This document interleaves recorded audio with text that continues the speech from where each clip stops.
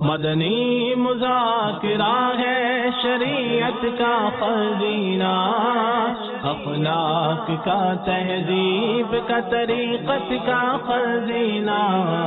مدنی مذاکرہ ہے، مدنی مذاکرہ، مدنی مذاکرہ ہے، مدنی مذاکرہ، مدنی مذاکرہ۔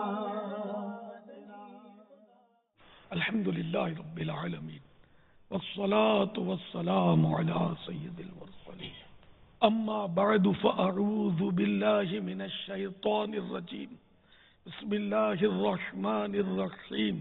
الصلاة والسلام علیک یا رسول اللہ وعلی آلک واصحابک یا حبیب اللہ۔ الصلاة والسلام علیک یا نبی اللہ وعلی آلک واصحابک یا نور اللہ۔ 1431 سنہ ہجری کے ماہ رمضان المبارک کی 13ویں شب ہے۔ عالمی مدنی مرکز فیضان مدینہ باب المدینہ میں کثیر عاشقان رمضان اور معتکفین جمع ہیں۔ بذریعہ ہوبی وین آج قائم پور ضلع بہاولپور پنجاب پاکستان پاک توسوی کابینہ اور پاک تبارانی کابینہ مدنی صحرا خیبر پختونخوا بھی ہمارے ساتھ شامل ہے۔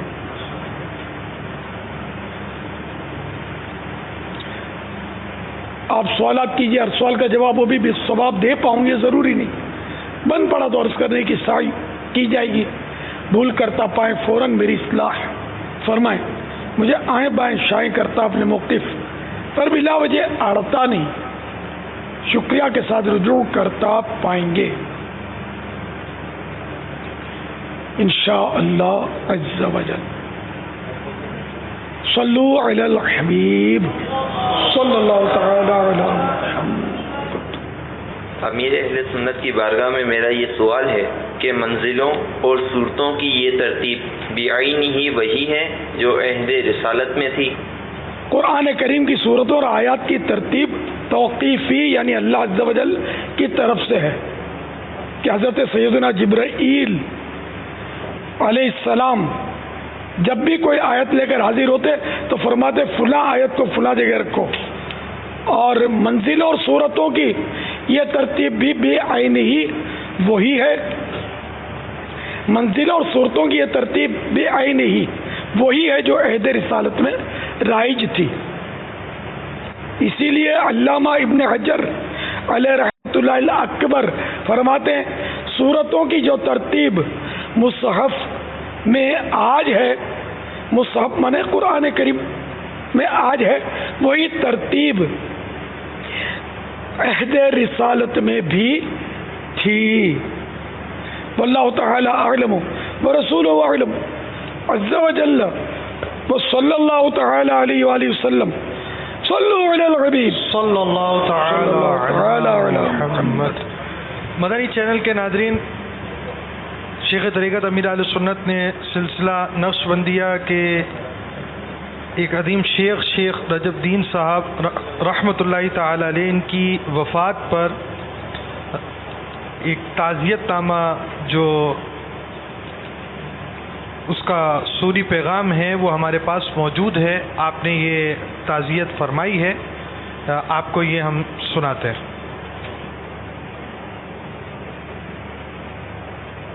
نحمدہ ونصلی ونسلم علی رسولہ النبی الکریم کلب المدینہ محمد الیاس العطار القادری رفیع عنہ الى اسرتی ومحبی الفقید الشیخ رجب دیب علیہ رحمت اللہ المجیب۔ السلام علیکم ورحمۃ اللہ وبرکاتہ۔ تلقیت خبر الحزن والاسى وفاة الشيخ الطريقة النقشبندي المربي المحدث محب مركز الدعوة الإسلامية المعروف بدعوة إسلامي الشيخ رجب ديب المغفور له بإذن الله تعالى. إنا لله وإنا إليه راجعون. وبهذه المناسبة الأليمة أتقدم بالتعازي لأسرة الفقيد ومحبه ومريده. أسأل الله المولى العلي القدير أن يتغمده بواسع فضله ورحمته وأن يسكنه فسيح جناته وأن يجعل قبره روضة من رياض الجنة وأن يرزق أهله وذويه الصبر والسلوان. اللهم نور مرقده الشريف وعطر مشهده وطيب مضجعه وآنس وحشته ونفس كربته واجعل قبره روضة من رياض الجنة. آمين بجاه النبي الأمين صلى الله تعالى عليه وآله وسلم. صلوا على الحبيب صلى الله تعالى على محمد. امیر اہل سنت نے ان کے متعلقین کو تعزیت بھی فرمائی ہے ان سے، اور مرحوم شیخ رحمۃ اللہ تعالی علیہ کے لیے دعائیں بھی فرمائی ہیں. اللہ تعالی ان کے قبر منور پر بارش رحمتوں کی بارش فرمائے. آمین. السلام علیکم ورحمۃ اللہ وبرکاتہ. وعلیکم السلام ورحمۃ اللہ وبرکاتہ. پیارے باقا جانی، میرا سوال ہے کہ کیا عورت جوڑا کر کے نماز پڑھ سکتی ہے؟ پہلے تو یہ سمجھ لیں کہ جوڑا کیا کس کو بولتے ہیں. شاید عام لوگ جوڑا میں سمجھتے نہیں ہوں گے. کوئی سمجھتا ہے جوڑا کس کو بولتے ہیں؟ ہاں وہ دو چار سمجھتے ہیں. اب جوڑا تو صحیح بات ہے عورتوں میں رہا بھی نہیں ہے. اب تو وہ کھلے بال بیبی کٹ مردانہ بال کٹواتی. تو وہ جوڑے کی مثال ہوتی نا کوئی نقلی، تو یہ دکھا دیتے تو ان کو پہلے بیچاروں کو پتا تو چلے کہ جوڑا ہے کیا. یہ جیسے کہ وہ چوٹی لٹک رہی ہے لمبی سی ہے نا، یہ چوٹی ہے. اب یہ چوٹی کو یوں کر کے اس میں گرے لگاتی ہیں عورتیں، لگاتی تھیں. اب بھی اگر کوئی لگائے تو یہ ہو گیا پیچھے جوڑا. تو عورت اگر جوڑا باندھ کر نماز پڑھے تو نماز میں کوئی کراہت نہیں ہے. البتہ مرد جوڑا باندھے اس کے بالوں کا جوڑا تو اس کی نماز مکروہ تحریمی ہوگی. واللہ تعالی اعلم ورسولہ اعلم عز وجل وصلی اللہ تعالی علیہ وآلہ وسلم.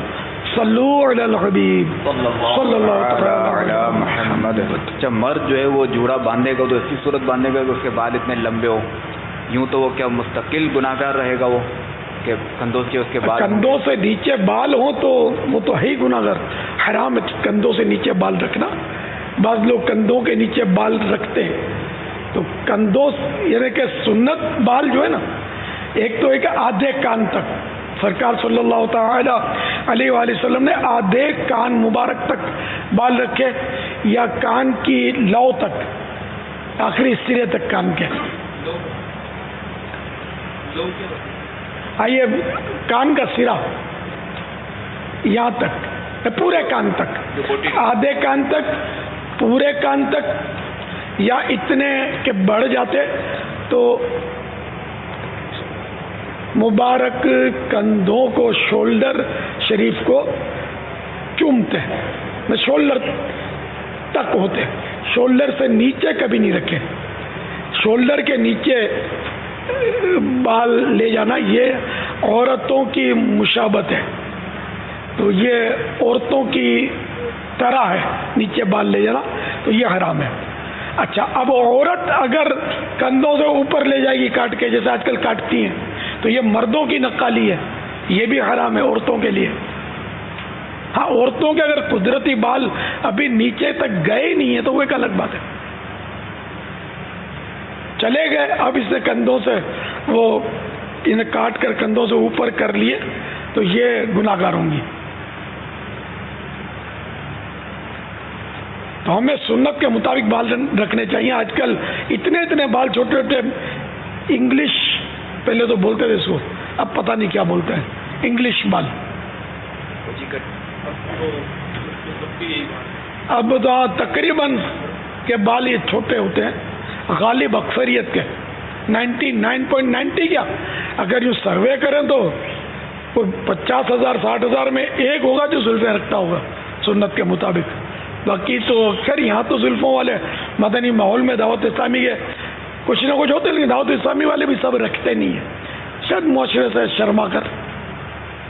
ایسی عجیب و غریب کٹنگ پاپا، ایک بچے کو کسی جگہ میں نے دیکھا تھا، اس کے پتہ نہیں کریم لگا کر اس کے بالوں کو نا بالکل جس طرح کانٹوں کی طرح اس کو کھڑے کر رہے تھے، اور سائڈ سے بالکل گنجا کر کے، وہ دیکھنے والے کو عجیب سا لگے، لیکن وہ جو انگریز نے فیشن اپنانا ہے اس کے پیچھے جو ہے نا بالکل. آج کل یہ فیشن ہے ویسے کہ وہ گولائی میں بال کاٹ لیتے ہیں، اوپر تھوڑے سے بال رکھتے ہیں. یہ رکھتے ہیں یہاں بھی اس طرح کے اسلامی بھائی ہوں گے. تو چھوٹے چھوٹے بال رکھنا جو ہے نا، یہ شاید یہ اس لیے اس طرح کے انداز اختیار کرتے ہوں گے کہ مطلب دعوت نظارہ کہ مجھے دیکھو. تو اب تو دعوت نظارہ تو مدنی حلیے میں بھی ہے کہ اگر آپ کہیں چلے جائیں تو اس مدنی حلیے میں تو عام طور پہ لوگ نہیں ہوتے، تو یہ بھی دعوت نظارہ، لوگ آپ کو دیکھیں گے. تو اس لیے رکھنا نہیں ہے، اللہ اور رسول کی رضا کے لیے مدنی حلیہ اپنانا ہے. ایک اسکول کے اندر پاپا وہ تھا کہ بچے کچھ جو ہے نا وہ اس طرح کا بن کر آئے نا، تو ایک مدنی منا اپنے مدنی چینل کے اسلامی بھائی ہیں، ان کا مدنی منا اس نے وہ مطلب وائٹ فیس سوٹ پہنا، 2 جیبیں، چادر، کتھئی چادر، اور اوپر سے وہ اس طرح کا بن کے گیا. اس کو پہلی پوزیشن انہوں نے دی اور اس کو انعام بھی دیا ہے. واہ. ہم تو دیکھو اہل سنت اور سنت والے بن جاؤ، عملی طور پر سنتیں اپنا لو، اور کاش ہم عملی طور پر عاشقان رسول بن جائیں کہ مصطفیٰ کی پسند ہماری پسند. تو آج سے میرے میٹھے میٹھے اسلامی بھائیوں نیتیں کر لیں کہ زلفیں رکھنی ہے انشاءاللہ.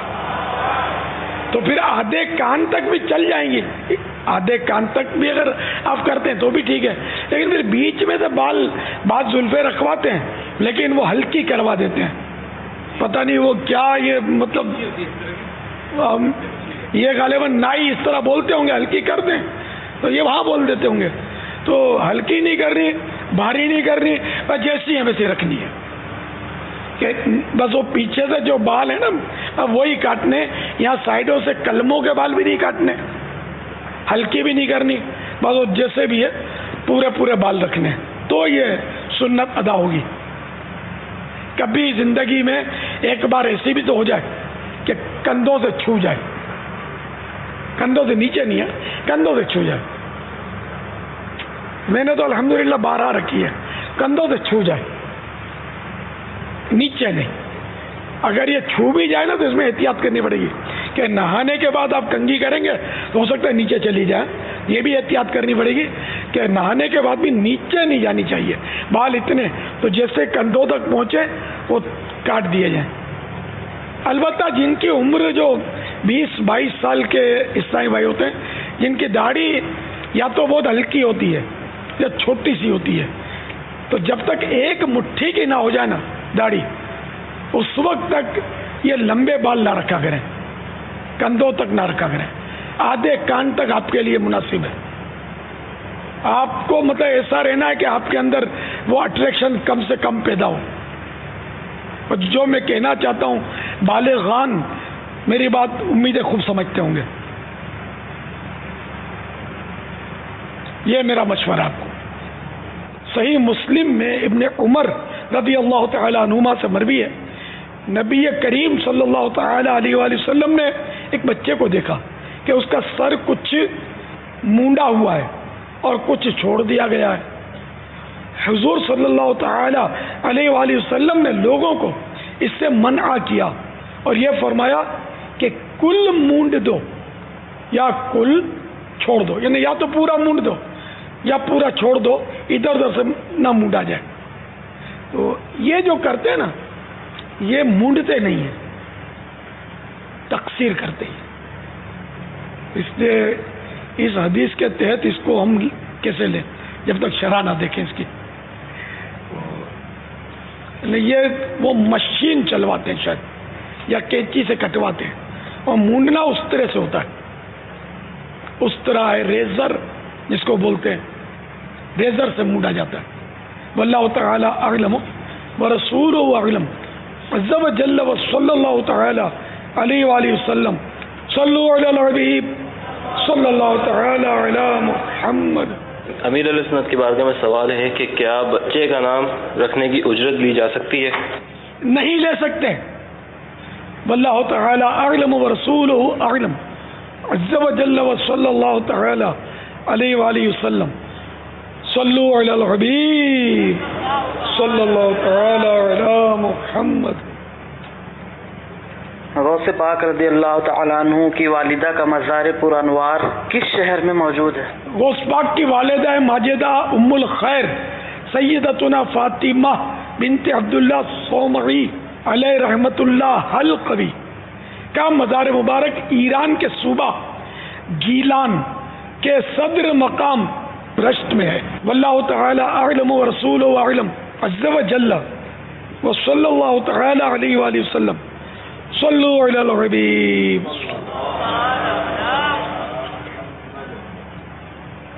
علی نواز نام ہے اور ساگر سے بات کر رہا ہوں. میرا لڑکا ہے، اس کی عمر ہے 20 سال. تو اس نے جو ہے میری والدہ کا جو ہے 2 دفعہ دودھ پیا ہے.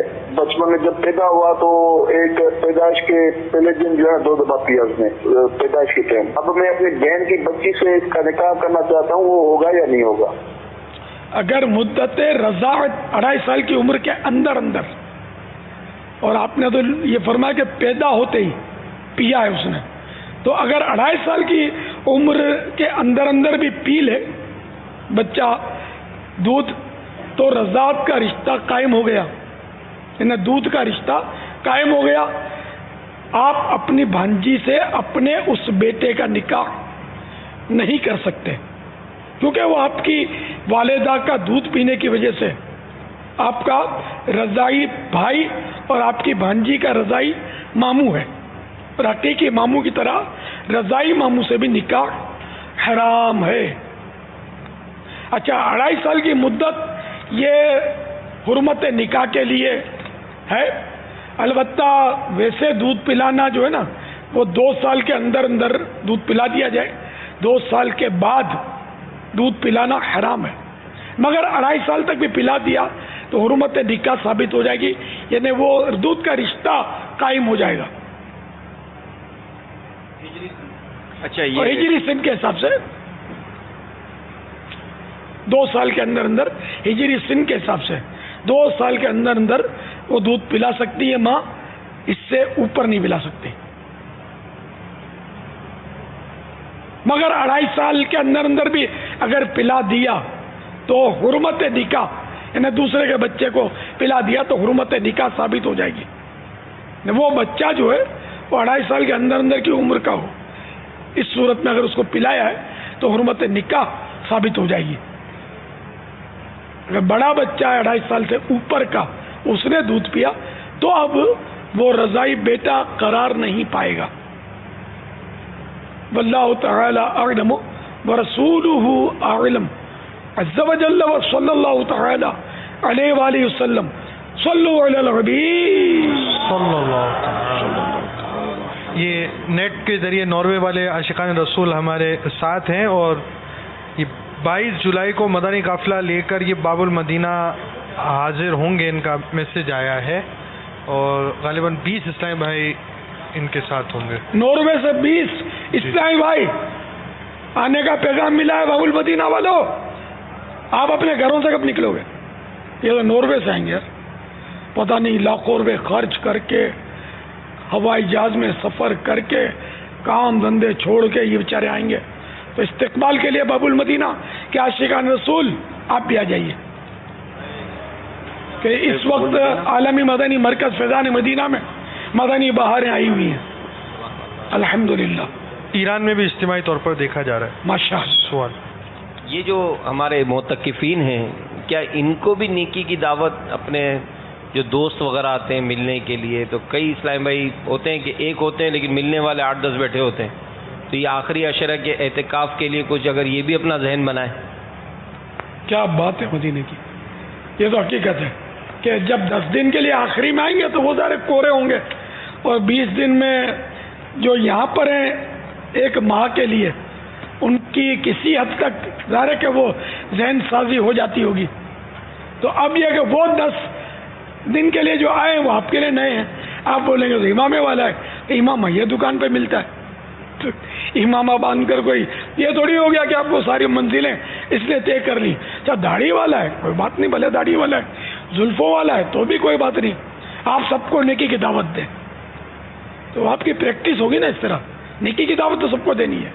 اور یہاں بھی جو اس وقت بھی موجود ہیں تو بعض تو بہت مضبوط ذہن کے ہوتے ہیں، بعض تھوڑے کمزور ہوتے ہیں، نمازوں میں بھی سستیوں میں ہوتے ہیں، جماعت بھی پوری نہیں ملتی، تو آپ نے دیکھ لیا کہ کسی کو جماعت پوری نہیں ملی اور اعتکاف ہے، اور ایک بار نہیں آپ نے اس کو چند بار دیکھا، تو اب تو کم از کم اس پر انفرادی کوشش آپ کو کرنی چاہیے کہ بھائی خیریت تو ہے۔ تو وہ وضو خانے پر بھیڑ تھی تو اس کو مشورہ دیا جائے کہ آپ تھوڑا جلدی وضو خانے پر تشریف لے جایا کریں تاکہ وضو ہو جائے۔ اب نوکری پر جائیں تو اب یہ کیا روز روز سنی جائے گی بات کہ ٹریفک جام تھا؟ کہاں سنی جائے گی؟ تو جلدی نکلو، ٹریفک جام تھا تو، ورنہ کٹوتی ہوگی آپ کی۔ تو کٹوتی بچانے کے لیے جلدی جلدی آپ نکلیں گے تو نماز میں نیکیوں کی کٹوتی اتنی آسانی سے گوارا کر لیتے ہیں۔ تو اس لیے وہ جماعت ترک نہ ہونی چاہیے۔ تو مثال دی میں نے، اسی طرح کوئی نماز غلط پڑھ رہا ہے اس کو سمجھائیں۔ ایک غلطی کہ میں آپ کو نشاندہی کر دیتا ہوں جو ہو سکتا ہے کہ 99.9 کا ابتلا ہو اس میں بہت دیکھتا رہتا ہوں اس کو، جب جب موقع ملتا ہے کبھی سمجھا بھی دیتا ہوں، کیونکہ وہ جب ظن غالب آئے گا کہ یہ مان جائے گا تو وہ غلطی ایسی ہے کہ سمجھانا واجب ہو جائے گا۔ وہ یہ ہے کہ 2 سجدوں کے درمیان صحیح بیٹھتے نہیں ہیں، غالب اکثریت شاید یہ جب ان کو خاص کر جلدی ہو نا، اب جیسے مغرب کے بعد جلدی ہوتی ہے، کھانے کی جلدی ہوتی ہے، یعنی ایسی جلدی ہوتی ہے کہ پہلے ہم یاسین شریف اور سورۃ الملک یہاں سنانے کی کوشش کرتے تھے، یہاں تھوڑے بیٹھتے تھے، باقی سب بار دیگوں کی خوشبوئیں شاید لینے کے لیے مجبوراً قرآن کریم کو وہاں ان کے پاس لے جانا پڑا۔ یہ حقیقت بولتا ہوں، یہ نظارے آپ کو آنا ہے اعتکاف میں، اگر دیکھ لو یہ معتکفین ان سب کو سدھارنا ہے کہ قرآن کریم کی محبت ان کے اندر پیدا ہو جائے اور یہ بولے کہ نہیں ہم باہر نہیں، عین مسجد میں سنیں گے تو ہم کو ثواب بھی زیادہ ملے گا۔ باہر تو فنا مسجد ہے، لیکن چونکہ باہر فنا مسجد میں معتکفین کے ٹھٹ جمے رہتے ہیں، کیونکہ اب ظاہر ہے کہ ہم اپنے نفس کو نہیں مار سکے، کسی کا نفس کیا ماریں گے، تو یہ وہاں پہنچ جاتے ہیں غالب اکثریت، تو اس لیے وہاں قرآن کریم پڑھا بیچارے سنانے والے بھی وہاں پہنچتے ہیں۔ اگر میری بات غلط ہے تو میرے کو سمجھا دیں، ہاں میں واپس لے لیتا ہوں، ایسا ہی ہے نا۔ تلاوت باہر ہی ہوتی ہے، پہلے اندر ہوتی تھی، کسی کو پتا ہے نا، پہلے اندر ہوتی تھی ہاتھ اٹھ رہے ہیں، اب مجبوراً باہر کرنی پڑتی ہے کہ یہ باہر چلے جاتے ہیں سب، ایسے کھانے پینے کا جذبہ ہوتا ہے۔ تو یہ تلاوت سننے کے لیے نہیں گئے ہوتے، یہ کھانے کی خوشبوئیں لینے کہ جلدی کھانا مل جائے، حالانکہ جلدی نہیں ملتا جب تک تلاوت پوری نہیں ہوتی، ان کو بھی پتا ہوتا ہے کہ دیں گے نہیں، لیکن پھر بھی کھاؤں کھاؤں کھاؤں کھاؤں کر کے بعض لوگ پہنچ جاتے ہیں۔ تو یار کیا ہوگا ہمارا، کیسے ہوگا؟ قرآن کریم نہ کھولنے کی توفیق ملتی ہے، نہ تلاوت کی توفیق ملتی ہے۔ یاسین شریف جس کے فضائل، یار 10 قرآن کے برابر ثواب جو ایک یاسین پڑھے اس کے لیے، سورۃ الملک یہ عذاب سے روکنے والی ہے. سورۃ مانعہ، یہ مانعہ اس کا ایک نام ہے کہ عذاب قبر سے روکتی ہے. عذاب قبر کے رکاوٹ ہے، یہ اسپیڈ بریکر ہے اس کے لیے سمجھ لو.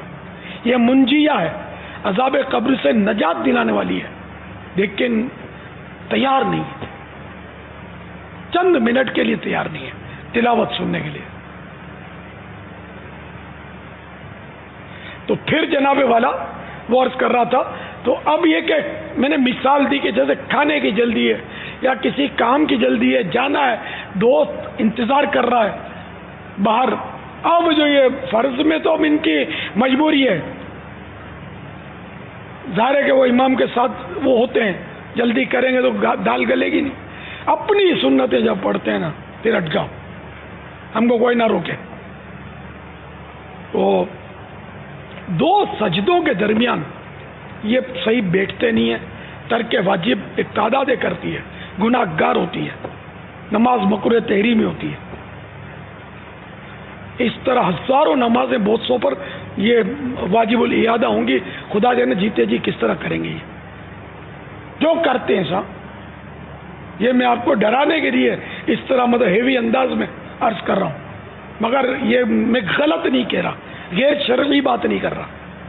اچھا اب کیا ہے؟ تو دو سجدوں کے درمیان سیدھا بیٹھنا ہے اور اتنی دیر بیٹھنا ہے کہ کم از کم ایک مرتبہ سبحان اللہ کہہ لیں. اب آپ غور کر لیں کہ آپ میں سے کون اس طرح کرتا ہے. ایک سبحان اللہ کہنے کی مقدار پر سیدھا کون بیٹھتا ہے دو سجدوں کے درمیان؟ اس کو جلسہ بولتے ہیں. یعنی سبحان اللہ کی قدر رکتا بھی ہے نا تو بعضوں کی کمر ترچھی ہوتی ہے کہ میں جلدی جا گروں، پھر دیکھ پر جو گرنا ہے مجھے جلدی، تو یوں یا یوں آیا تو پھر یوں سجدے. آپ بتائیے، میں اگر میری بھول ہے تو میں سدھار لوں. میں نے 99.9 یہ تو اگر میں نے مبالغہ کیا، لیکن ایک تعداد ہے جن کو یہ مسئلہ شاید پتہ ہی نہیں ہے. یہ پڑھنے کی زحمت نہیں کرتے، پڑھتے ہیں تو سمجھنے کی زحمت نہیں کرتے، سمجھ نہیں آتا تو کسی عالم سے پوچھنے کی تکلیف نہیں اٹھاتے. حالانکہ قرآن کریم کی اس آیت پر عمل کرنے کی نیت کی جا سکتی ہے. فَاسْأَلُوا أَهْلَ الذِّكْرِ إِن كُنتُمْ لَا تَعْلَمُونَ. تو تم نہیں جانتے تو جاننے والوں سے پوچھو، یا جاننے والوں سے مراد علماء ہیں. کیا یہی حال بہت سارے اماموں کا بھی ہوتا ہے؟ ان کو بھی سمجھانا پڑتا ہے. جب آپ اپنے ماتحت امام ہوتے ہیں تو بعض اوقات یہ بھی امامت جب پتہ ہوتا ہے، بوجھ ہوتا ہے، اتنے سارے پیچھے ہیں تو تو جا میں آتا ہوں، گاڑی نہیں دوڑا سکتے. پھر جب سلام پھر گیا فرض ہوگا، پھر جو اپنی نماز پڑھنی ہے تو جا میں آتا ہوں. بعض اوقات، ہر امام نہیں، لیکن تو اگر امام صاحبان بھی سن رہے ہیں یار ایسا نہیں کرو. جو فرض پڑھائے تھے جس خدا کے لیے، سنتیں اسی خدا کے لیے پڑھنی ہے. تو جن مسائل کی فرضوں میں رعایت کی تھی تو یہ کیا ان لوگوں کے لیے کی تھی؟ عوام کے لیے جو پیچھے ہیں، یہ تمہیں جنت میں لے جائیں گے، یہ تمہیں دوزخ سے چھوڑا دیں گے. تو جس رب کے لیے ہم فرض پڑھتے ہیں اسی پروردگار کے لیے سنتیں بھی پڑھیں، اسی رب کریم کے لیے نفلیں بھی پڑھیں. سب میں انہی مسائل کی رعایت کریں، انہی سنتوں کی رعایت کریں، انہی واجبات کی رعایت کریں، یعنی خیال رکھیں. اب مجھے مطمئن کریں گے آپ کہ آپ انشاءاللہ ایسی بھول نہیں کریں گے. دو سجدوں کے درمیان بالکل صحیح اطمینان سے ہے نا ایک سبحان اللہ کی قدر. اچھا اسی طرح رکوع میں بھی بالکل لکھا ہوا ہے کہ کمر سیدھی کرنا ہے، کمر سیدھی. رکوع کے بعد بالکل اسٹیٹ، الف سیدھا ہوتا ہے، یوں نہیں ہوتا، الف ہے نا سیدھا ہوتا ہے. تو الف کی طرح سیدھا ہونا ہے. اس میں الف کی مثال نہیں دی گئی، نہ کمر سیدھی کرنا یہ لکھا ہوا ہے کہ رکوع سے کمر سیدھی ہو جائے.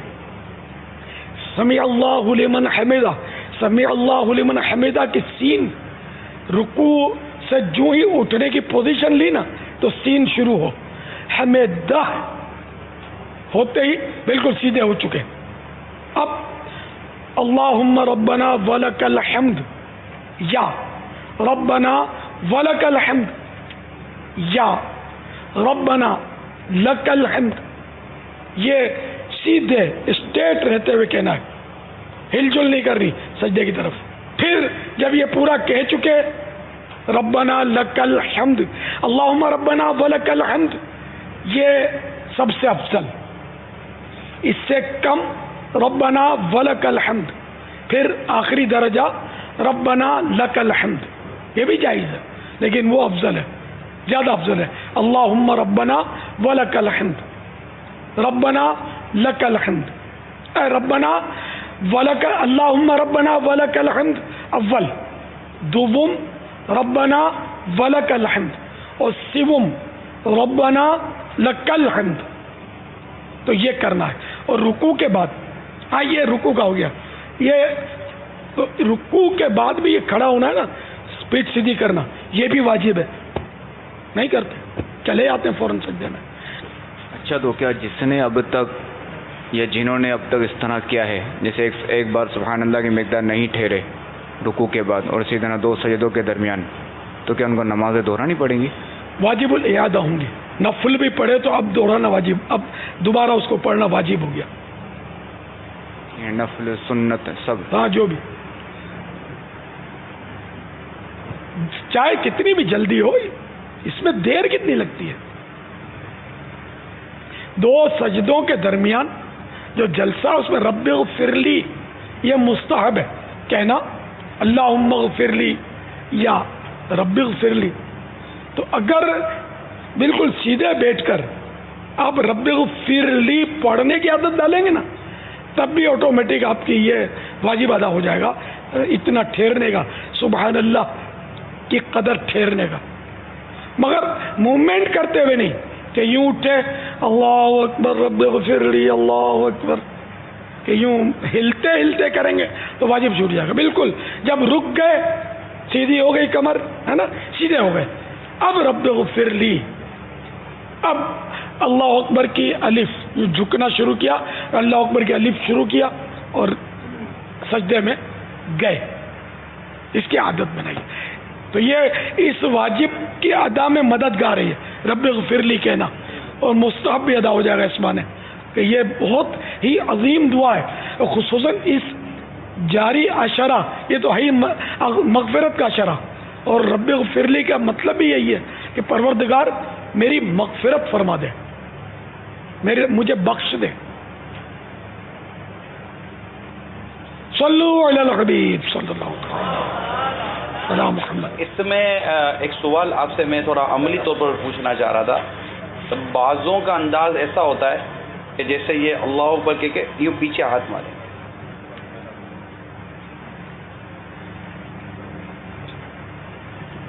تعیب کرتے ہیں، وہ دیکھا دیکھی جدی پشتی چل رہا ہے، اللہ اکبر کریں گے اور کر کے یوں ہاتھ پیچھے ماریں گے، پھر یہ لائیں گے. سنت یہ ہے کہ ہاتھ تکبیر تحریمہ کہہ کر فوراً ہاتھ باندھے، نہ یوں کیے جائیں نہ یوں کیے جائیں، یوں بھی جھٹکا مارتے دیکھا ہے. اب کچھ بھی ایسا کرتے ہیں، جیسے یہ ابھی بتا رہے ہیں کہ یہ آئیں گے، ہاں لٹکانے کی بھی نہیں ہے، یہاں ڈائریکٹ ہاتھ باندھ رہے ہیں. بہت اتنی غلطیاں ہیں. تو یہ معتکفین کی اگر جو اسلامی بھائی، اس میں ایسے بھی اسلامی بھائی معتکف ہوں گے کہ جو واقعی جنہوں نے نماز کی تربیت لی ہوگی، یہ اگر اس کو اپنا وہ مشغلہ بنا لینا کہ معتکفین کے درمیان بس یہ نمازیں سکھانے کا کام شروع کر دیں، اتنا ثواب ملے گا، اتنا ثواب ملے گا. اور معتکفین بھی چونکہ آئے بیچارے عام طور پہ اپنی اصلاح کے لیے ہوتے ہیں، آپ کو منع نہیں کریں گے، تو ہر جگہ نمازوں کے درجے لگے ہوں، نمازوں کی جیسے کلاسیں لگی ہوں، تو نماز کی تربیت ہو رہی ہے. کچھ وضو میں بھی اس طرح کا ایک کام ہوتا ہے بابا کہ جیسے یہ میں نے آستین ابھی چڑھائی ہیں، اب یہ وضو جب کر لیں گے نا، جیسے تو ایک تو یہ وضو کا طریقہ ہے، یوں کریں گے نلکے کے نیچے، یہ کر کے پھر یہ کریں گے، یوں کر لیں گے، اب یوں کریں گے بابا، اب یوں کریں گے، یہ دیکھا شروع سے جب ہم مساجد میں جاتے رہے، وہ مدنی ماحول میں تو نہیں تھے، تو اب جیسے میں مدنی ماحول میں مثال کے جب میں نہیں تھا اور کبھی مسجد میں جیسے کہ گئے نماز وغیرہ، اب کسی مطلب ہم اس طرح کو مطلب ایک آدمی کو دیکھیں گے نا کرتا ہوا، تو ہم جیسا نوجوان کیا بولے کہ یوں کرا ہوا ہے، ماحول تو ہے نہیں نہ کسی کا، یوں کرا ہوا ہے، تو یہ سب کچھ یہ کرنے جیسا مطلب بن جاتا ہے نا. تو دیکھا دیکھی بہت ساری ایسی عادتیں وضو میں بھی اور نمازوں میں بھی آ جاتی ہیں ہمارے اس میں. اللہ تعالیٰ بس ہدایت دے قوم کو، سب سیکھنے کا جذبہ نہیں ہے. ایک بار ایک نوجوان وضو غلط کر رہا تھا، جن دنوں میں شہید مسجد کھارادر ہوتا تھا، شیوڈ تھا، تو میں نے اس کی غلطی کا کچھ اس کو اشارہ دیا، یعنی وہ ایسا وضو کر رہا تھا جسے یہاں سوکھا رہ جاتا ہے بازو کا. تو میں نے اس کو سمجھانے کی کوشش کی کہ آپ وضو اس طرح مطلب منہ دھویا جاتا ہے. تو وہ اپنا میمن بھائی تھا، یار وضو کر لوں ہے نہ وضو ہی تو کرنا ہے. تو میں نے شاید یہ جواب ہے، میں بھی یہی کہہ رہا ہوں کہ یار وضو ہی کرو. نہیں سنی بھائی میری اس نے. میں حالانکہ شاید اس وقت بھی امام تھا اپنی مسجد کا، ایسا میرا مقتدی تھا. یہ بھی نہیں کیونکہ میرا تو فری تھا، میں بالکل اس کا نام بھی اس وقت بھی نہیں پتا تھا، اب بھی نہیں پتا. تھوڑی سی شکل یاد رہ گئی ہے کہ ناقابل فراموش واقعہ ہے نا، یہ شکل یاد رہ گئی ہے.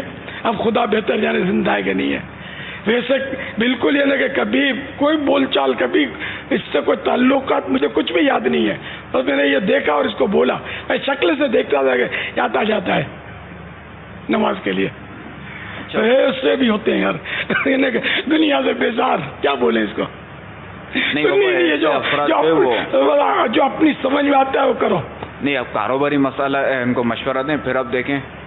اس میں بھی یہ ہوتا ہے کہ اصل میں دیکھا دیکھی ہوتا ہے. بابا اب ایک نے اپنے والد کو اور کسی بڑے کو مطلب یوں کرتا ہوا دیکھا ہے نماز پڑھتے ہوئے، آج آپ اسے بتائیں گے اور وہ جانتا نہیں ہے، پہچانتا نہیں ہے، کوئی اس کا صحیح تعارف نہیں ہے، تو وہ یہ بولے گا نا کیا میرا والد صاحب غلط کرتے تھے، کہ میرے دادا غلط کرتے تھے. یہی کاروبار میں جیسا بھی شہزادہ حضور نے ارشاد فرمایا نا کہ اب اگر آپ کسی کو کہیں گے تو وہ دیکھے گا میرے باپ دادا تو یوں کاروبار کرتے تھے.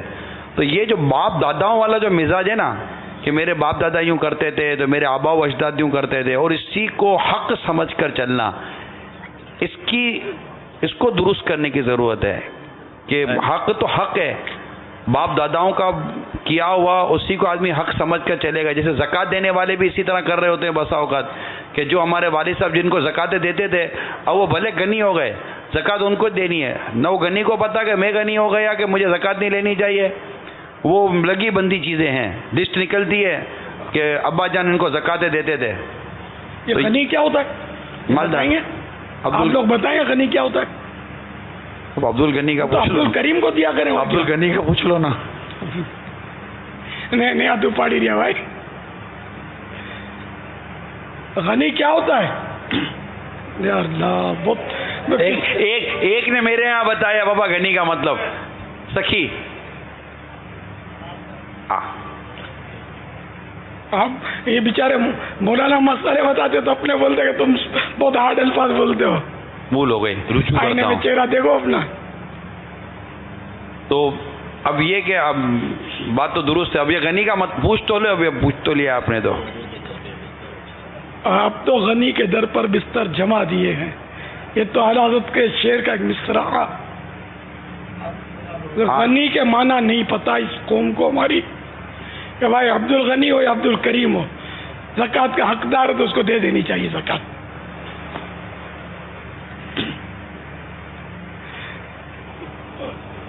چلو کوئی کہ پوچھی نو کہ دیوں یار کوئی کہ یہ بتا رہے جی غنی جو مائنو.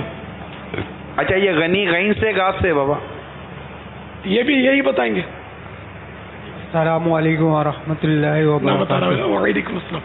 مگر وہ غنی ادھر اللہ تعالیٰ جو صفات نام مراد تاج نا تو مطلب پوچھا جا رہا ہے. پیارے باپا جان، غنی کا مطلب سخی ہے.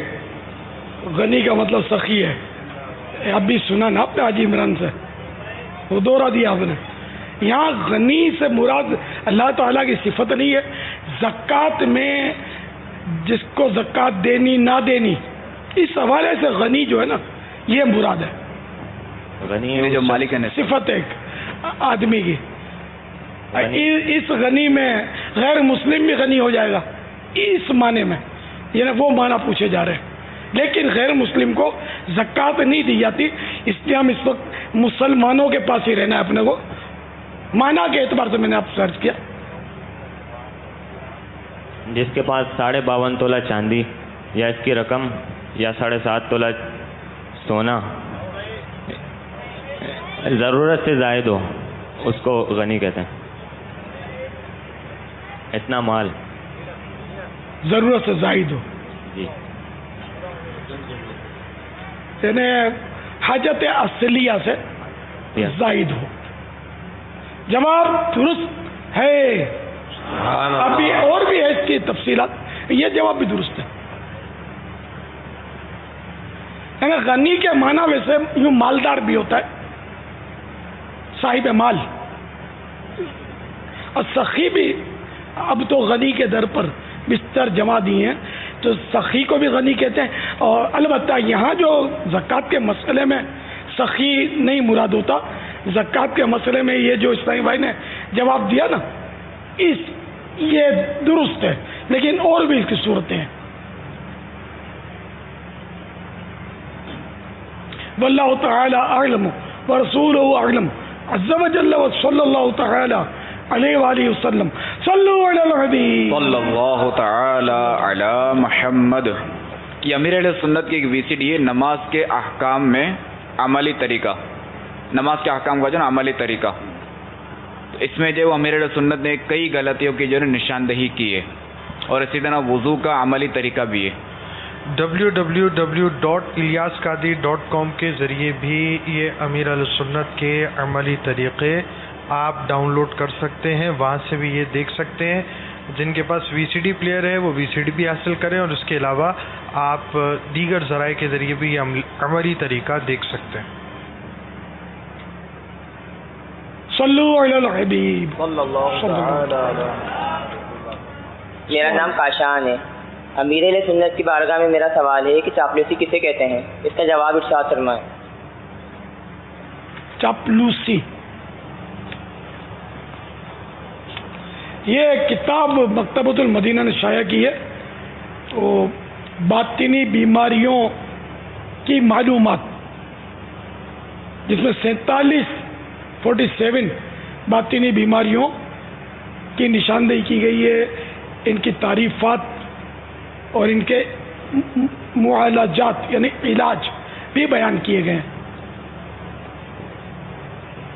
تو چاپلوسی کی تعریف، باطنی بیماریوں کی معلومات، صفحہ 193 یعنی 193 پر کچھ یوں لکھی ہوئی ہے: اپنے سے بلند رتبہ شخصیت یا صاحب منصب کے سامنے محض مفاد حاصل کرنے کے لیے عاجزی و انکساری کرنا یا اپنے آپ کو نیچا دکھانا تملق یعنی چاپلوسی کہلاتا ہے. تفصیل فرمائیے. آپ لوگوں کی کتاب ہے، آپ لوگوں کی کتاب ہے. نہیں تو آسان کریں یہ کہ تھوڑی سمجھ میں آئی ہوگی، یوں گزر گئی ہوگی.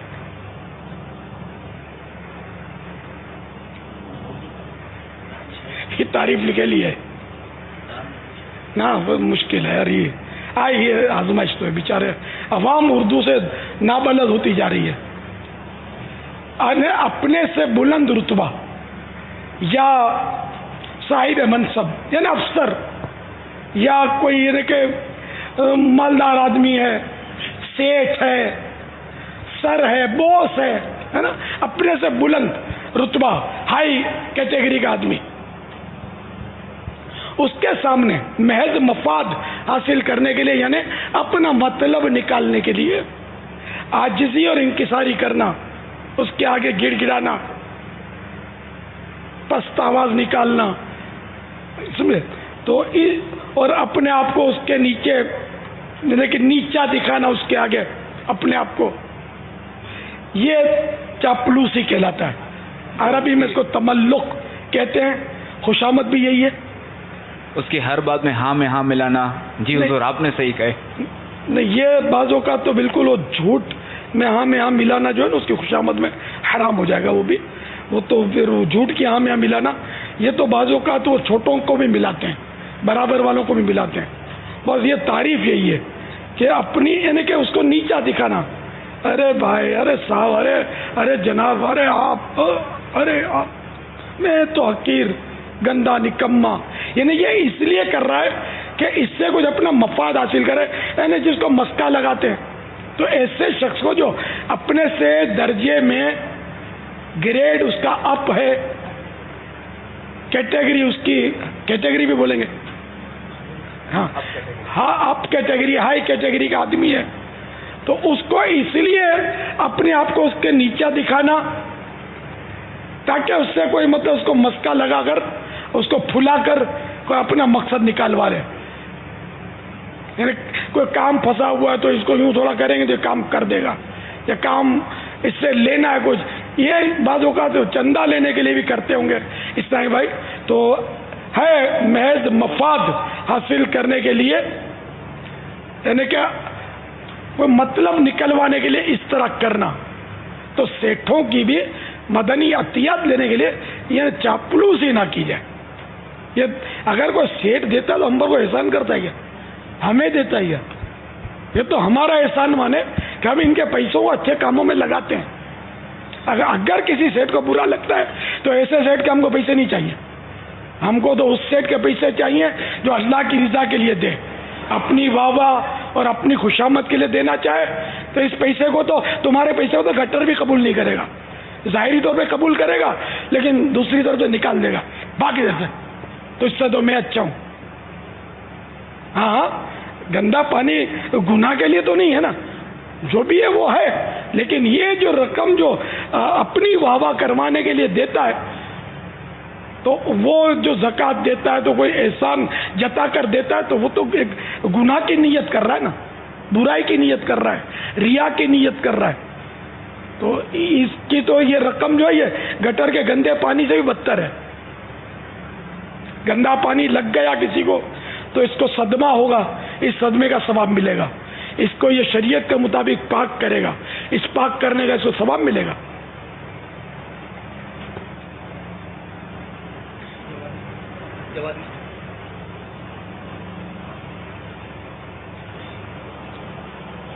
تو چاپلوسی اور خوشامد کرنا ایک مذموم, مہلک یعنی ہلاک کرنے والا, تباہ کار یعنی تباہ کرنے والا اور غیر اخلاقی فعل یعنی غیر اخلاقی کام ہے. بسا اوقات کبھی کبھی چاپلوسی اور خوشامد ہلاکت میں ڈالنے والے یعنی برباد کرنے والے دیگر کئی گناہوں جیسے جھوٹ, غیبت, چغلی, بدگمانی وغیرہ میں مبتلا کر دیتی ہے, جو حرام اور جہنم میں لے جانے والے کام ہیں. البتہ علم دین حاصل کرنے کے لیے اگر خوشامد کی ضرورت پیش آئے تو طالب علم کو چاہیے کہ اپنے استاد اور طالب علم اسلامی بھائیوں کی خوشامد کرے تاکہ ان سے علمی طور پر مستفید ہوا جا سکے. ایسی خوشامد اور چاپلوسی شرع میں ممنوع نہیں. چنانچہ اللہ کے محبوب دانائے غیوب صلی اللہ تعالی علیہ وآلہ وسلم نے ارشاد فرمایا, خوشامد کرنا مومن کے اخلاق میں سے نہیں ہے مگر علم حاصل کرنے کے لیے خوشامد کر سکتا ہے. اچھا اس کی شرح نہیں ہے یہاں, لیکن انڈرسٹوڈ ہے کہ اس میں جھوٹ نہیں بولے گا, غیبت دوسرے کی نہیں کرے گا, کسی کی چغلی نہیں کھائے گا, یعنی گناہوں بھری خوشامد نہیں کرے گا. صرف وہی خوشامد کرے گا جو مباح ہوگی, جائز ہوگی. واللہ تعالی اعلم ورسولہ اعلم عز وجل صلی اللہ تعالی علیہ وآلہ وسلم. اور آج کل جو خوشامد کی جاتی نا, ان کو اگر ہم مائکروسکوپ لگائیں نا میں گناہ جھڑنے شروع ہو جائیں گے. عام طور پہ جیسے مجھے کسی نے میری خوشامد کی تھی, وہ اتنی میں نے مبالغہ کیا تھا بہت پہلے, وہ بھی یادگار ہے میرے لیے, ناقابل فراموش ہے. پہلے بھی یاد کیا میں نے کہ ایک نے کہا, مجھے قاری صاحب تھے, مجھے کہا کہ جب آپ کے گھر کی بجلی چلی جاتی ہوگی تو آپ کی امی کو تو وہ فانوس یا لالٹین وغیرہ جلانے کی ضرورت نہیں پڑتی ہوگی, یعنی آپ کے اندر اتنا نور پھوٹتا ہے, آپ کا چہرہ اتنا روشن ہے کہ وہ خود ہی اندھیرے میں اجالا ہو جاتا ہوگا. اب یہ تو آپ یار اتنا بھی تو نہ ہوئے نا, یار میں پھولا بھی نہیں تھا, صاحب ایسے بھی تو لیے نا, غبارہ صورت تو نہیں پھولتا نا, جو وہ غبارے کے منہ پر اس کا ہونٹ ہی نہیں تھے نا, وہ باہر جا رہی تھی ہوا, نہیں پھولے گا نا. تو خیر یعنی کہ اس طرح کی چاپلوسی بھی نہ چلے. ہاں پھر صاحب ایسا بھی نہ ہوئے. چاپلوسی کہیں گے یا اس کو تعریف پہ مبالغہ کہیں گے؟ مطلب کسی کی چہرے کی روشنی, مطلب اگلا اس کے چہرے میں ایک روشنی, کوئی بھی شخصیت لے لیجئے, اس کے اندر اس کا یہ ہے کہ یار یہ بہت نورانی اور روحانی اور مطلب اس طرح کی شخصیت ہے. اب اس کی شخصیت کو ٹھیک ہے اس کے منہ پر کہنا نہ کہنا الگ بات ہے, لیکن کسی کے لیے کوئی کہتا ہے, فار ایگزامپل منہ پہ نہیں کہتا, پیچھے سے کہتا ہے کہ یار ایسا نورانی اور ایسا چہرہ یار اس کا, یار اور شخصیت ایسی نورانی, یار اس کے گھر میں اندھیرا ہو جاوے نا تو بتی جلانے کی بھی ضرورت نہ پڑے, یہ جاوے تو روشنی ہو جاوے. یہ ایک اگر کوئی کسی کی تعریف میں اس قدر مبالغہ کرتا ہے تو اس مبالغے کو کیا کہیں گے؟ جھوٹا مبالغہ یا عقیدت کی کوئی بات یا چاپلوسی, کیا اس کو؟ اس نے یہ کہا تھا کہ تمہاری ماں کو وہ بتی جلانے کی یا موم بتی یا لالٹین جو بھی اس دور میں تھا, دعوت اسلامی کے پہلے کی بات ہے, تو اس کی ضرورت تمہاری ماں کو تو نہیں پڑتی ہوگی, تم جو یہ ظاہر مجھے تو یہ چاپلوسی میں جھوٹ محسوس ہو رہا ہے. خوشامد یا چاپلوسی تو نظر نہیں آتی. کیا ہے یہ؟ یہی جو فرما رہے ہیں صحیح کہہ رہے ہیں کہ تعریف میں مبالغہ سمجھ آتا ہے. اچھا, یعنی وہ مبالغہ بھی بہرحال اس کا کام نکلوانا مقصود بھی نہیں تھا, ورنہ اب جس کی عقیدت ہے واقعی اس کو سمجھ آتا ہے کہ ایسا ہوگا تو اس کے نزدیک ہو سکتا ہے ٹھیک بھی ہو, اگر دل سے کہا اس نے, نہیں تو اس کا کردار ایسا تو نہیں تھا کہ جو وہ ایسا عقیدت مند ہو کہ اپنے پیچھے ہاتھ باندھ کے ہر وقت پھرتا ہو. تو کبھی کبھی کچھ بھی کوئی بول سکتا ہے بابا. اپنے میرے لیے تو یہ ظلم مبالغہ تھا یار. آپ چلو آپ اپنے لیے کچھ بھی کہہ دیں, میں جنرل بات کر رہا تھا. اپنے تو یار وہ مولانا حسن رضا خان کا شعر ہے نا, اللہ کرم فرما دے وہ میرے حق میں قبول ہو جائے. روح سیاہی نے شب دیجور کو شرما دیا, منہ اجالا کر دے اے خورشید تابان جمال. اب مانا کون بتائے اس کے یار, یہ بھی ایک مسئلہ ہے. آپ نے اپنے لیے بھی بولا نا, اتنا مشکل بولا کہ کوئی سمجھے بھی نہ. وہ مولانا حسن رضا خان کا شعر ہے یہ, میرا نہیں ہے. میں ایسا 8 شعر تھوڑی لکھ سکتا ہوں. ہاں بھائی کوئی بتانے والا ہے؟ وہ شخصیات کی طرف مدنی سوٹ دے دیتے ہیں ان کو اگر جو بتا دیں. روح سیاہی نے شب دیجور کو شرما دیا, منہ اجالا کر دے اے خورشید تابان جمال. کرناٹک آؤ کوئی بھی بتا لیتے ہیں اللہ واحد, ایک ہمت, اللہ سلاس, ایک ہاتھ اٹھا دیں. 4 یار کے 4 پیچھے آؤں.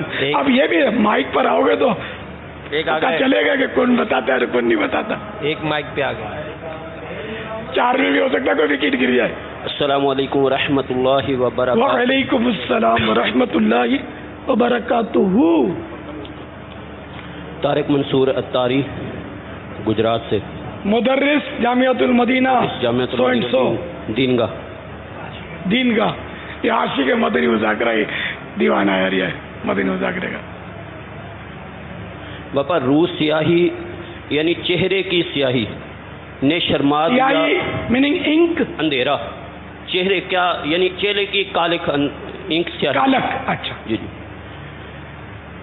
نے شرما دیا شب دیجور یعنی اندھیری رات کو. سبحان اللہ. اور دوسرا مثال, منہ اجالا کر دے اے خورشید تابان جمال. خورشید سورج کو بولتے ہیں, اور منہ اجالا کر دے یعنی میرا منہ روشن کر دے. تابان جمال یعنی خوبصورتی. اے خورشید تابان جمال. کو بولتے ہیں اور جمال خوبصورتی کو. تابان تاباں بہت زیادہ یعنی روشنی. جواب درست ہے. یہ مدنی مولانا ہے اور مدنی مذاکروں کا تو یہ بالکل یہ جنون کی حد تک دیوانہ تھا. تو یہ ماشاءاللہ یہ ہو سکتا ہے یہ شعر یہ پہلے بھی چلا تو ہوگا ظاہر مدنی مذاکرے میں. ماشاءاللہ. مدینہ مدینہ مدینہ یہ نہیں کون سا خورشید بھائی کون سے خورشید تابان جمال سے مراد کون سی آسمان والا خورشید؟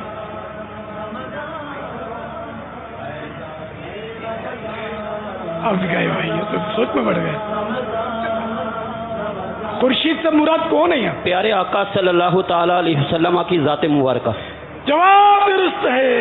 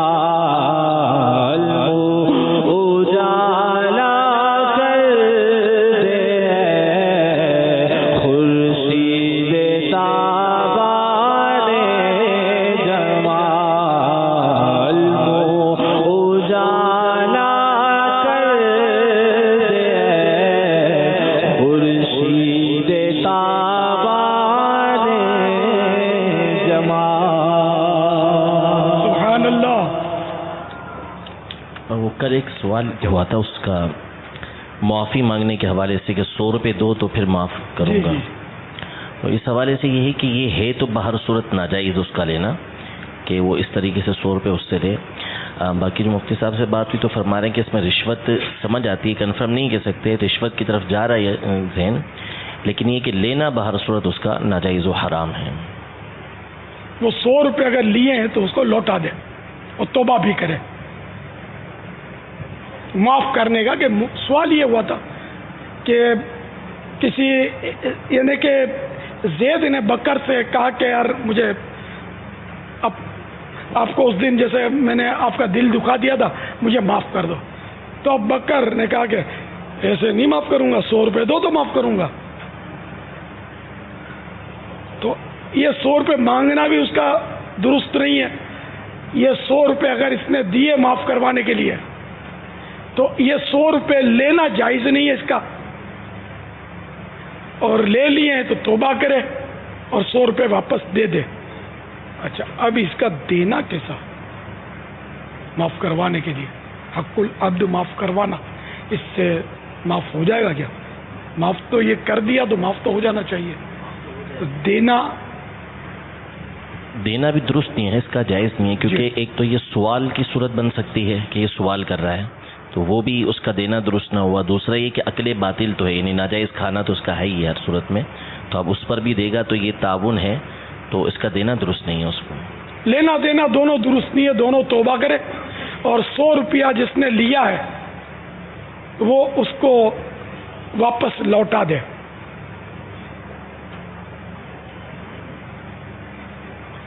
واللہ تعالی اعلم ورسولہ اعلم عز وجل وصلی اللہ تعالی علیہ وآلہ وسلم.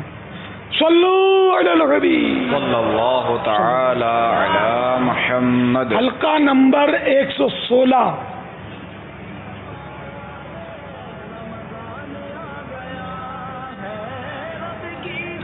خاران بلوچستان. اسرار احمد ولد عبد الباقی, یہ حج عمرہ بغداد کی قرآن اندازی کے لیے اسرار احمد ولد عبد الباقی خاران. اسرار احمد ولد عبد الباقی خارانی. لاموجود. حلقہ نمبر 73 رحیم یار خان, ساجد عطاری ولد غلام نبی, ساجد عطاری ولد غلام نبی رحیم یار خان. ماشاءاللہ ماشاءاللہ, مرحبا. حلقہ نمبر 28 خلیل عطاری ولد محمد جان راجن پور. حلقہ نمبر 28 خلیل عطاری ولد محمد جان راجن پور. یہ جان محمد لکھا ہوا ہے, اس نام سے اعلیٰ حضرت نے منع فرمایا, تو محمد جان کر سکتے ہیں, نام رکھ سکتے ہیں. محمد جان, احمد جان, جان محمد, جان احمد, یہ نام اعلیٰ حضرت نے منع کیا ہے رکھنے سے. تینوں آ گئے ماشاءاللہ ماشاءاللہ. جواب دیجئے. مرحبا. مدنی گلدستہ بھی تھا جی, 6 منٹ اوپر ہو گئے, اور اے سی والا سوال بھی مفتی صاحب سے پوچھنا ہے جی. تحریری سوالات بھی کاٹ سوال پوچھا نہیں جاتا, سوال کیا جاتا ہے, بھول گیا. سوال کرنا ہے انشاءاللہ.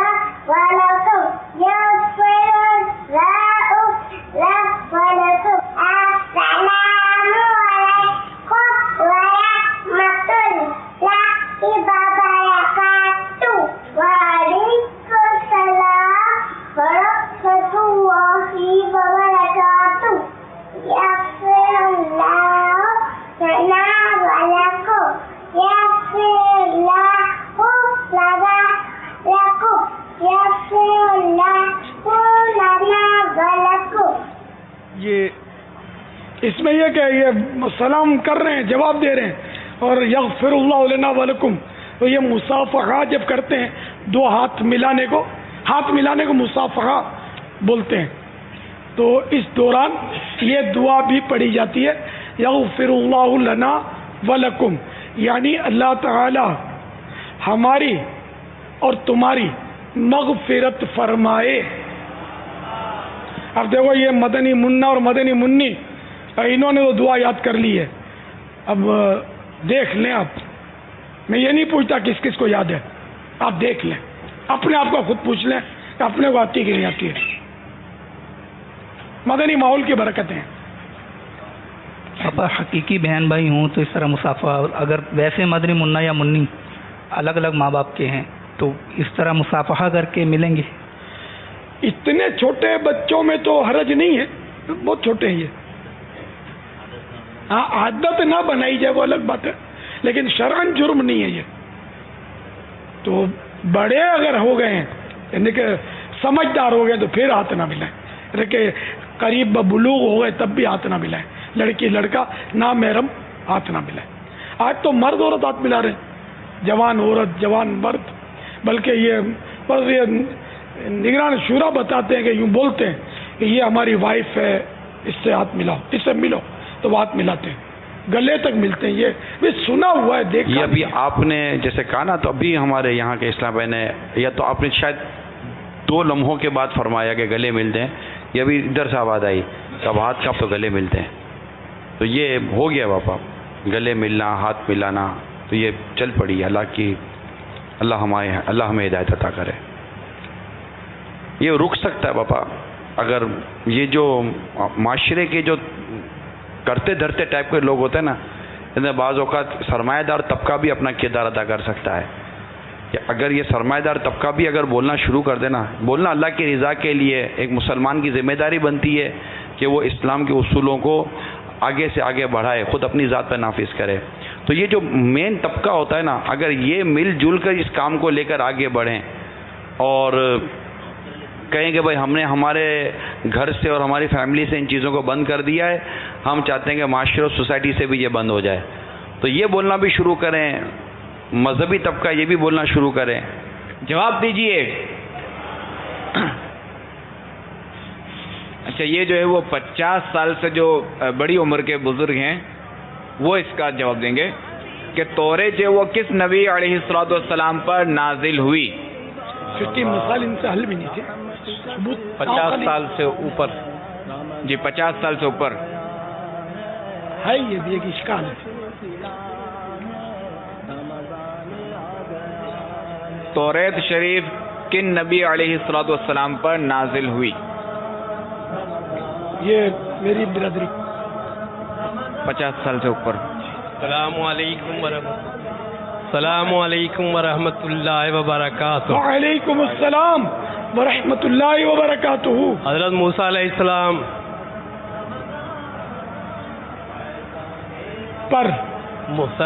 پر نازل ہوئی. جواب درست ہے. ہمارے ان بزرگ کو انشاءاللہ مقدس پانیوں کا جو مجموعہ ہے جس میں آب زمزم شریف، بارش مکہ، بارش مدینہ، امیر اہل سنت کا دم کیا ہوا پانی بھی ہے، تو یہ انشاءاللہ تبرک بیر روحا مقدس پانی کا مجموعہ انشاءاللہ پیش کیا جائے گا. بیوقیف میں ویڈیو یار، میری برادری مت حساب نہ کرو یار. جوانوں کو تو سوٹ پیس ہیں وہ سب دیتے ہیں یار، کیا یار یہ.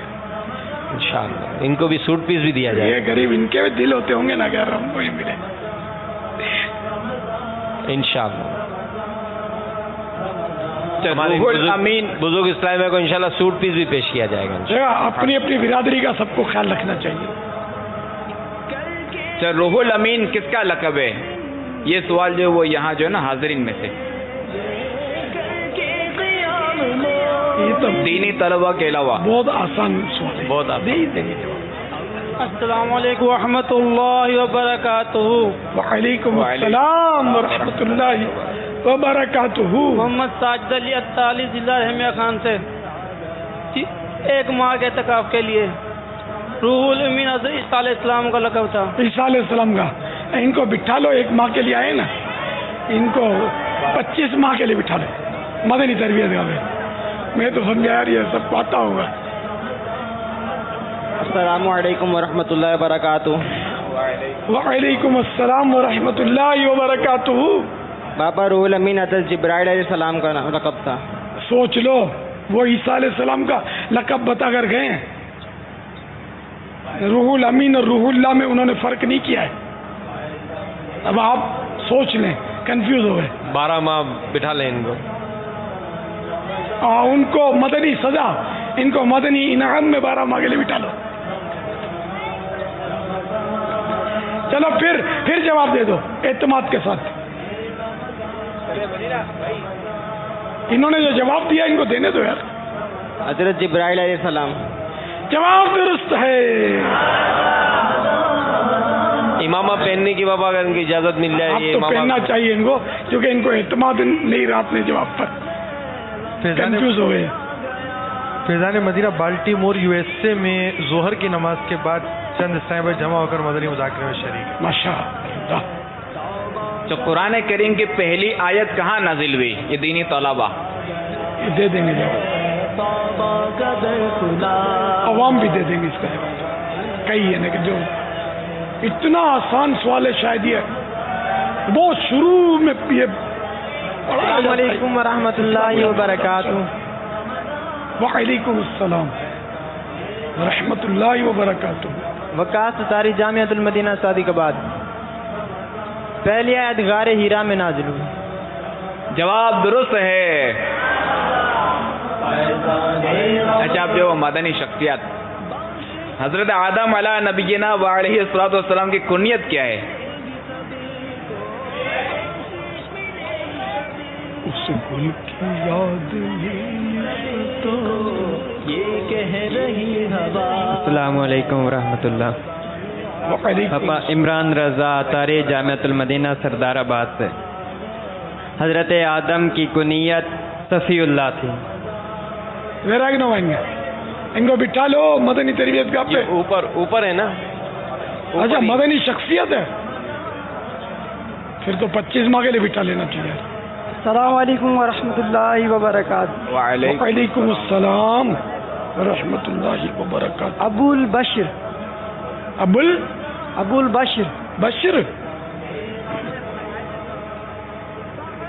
زیر زبر یہ پنجابی ہوں گے میرا خیال ہے. ہاں جہاں ساکین ہوتا ہے وہاں زبر پڑھتے ہیں. یہ ہوتے ہیں مطلب علم کو علم بولیں گے, قبر کو قبر, فکر کو فکر, تو بشر کو بشر, تو اب ساکن کر دیں گے. ہاں بھائی صحیح جواب دیجیے, قریب میں آپ جواب. ابو البشر. ابو البشر. ابو البشر. کنیت پوچھی آپ نے, دو کنیت نہیں معلوم کی نا. آپ نے جی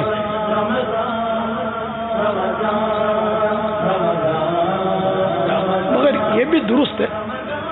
جنت یہ حضرت ابو البشر کنیت ہے ان کی, سیدنا آدم صفی اللہ علی نبینا علیہ الصلوۃ والسلام کی, اور جنت میں کنیت ہوگی. سن لیا آپ نے جنت میں کیا کنیت ہوگی؟ نہیں, یہاں آواز نہیں آئی. آواز ہی نہیں آئی. نہیں پیچھے جنت میں کیا کنیت ہوگی؟ ہاں یہ بھلے بتاتے ہیں. یہ بتا رہے ہیں, یہاں والے تو ہاتھ اٹھا رہے ہیں. السلام علیکم ورحمۃ اللہ. نیچے والے نہیں. وعلیکم السلام. مدنی شخصیات نہیں, یہاں باہر نیچے.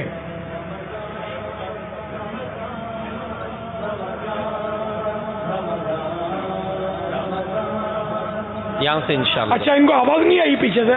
نہیں, پیچھے آواز نہیں گئی تو بھلے بتا دیں. السلام علیکم ورحمۃ اللہ وبرکاتہ. وعلیکم السلام ورحمۃ اللہ وبرکاتہ.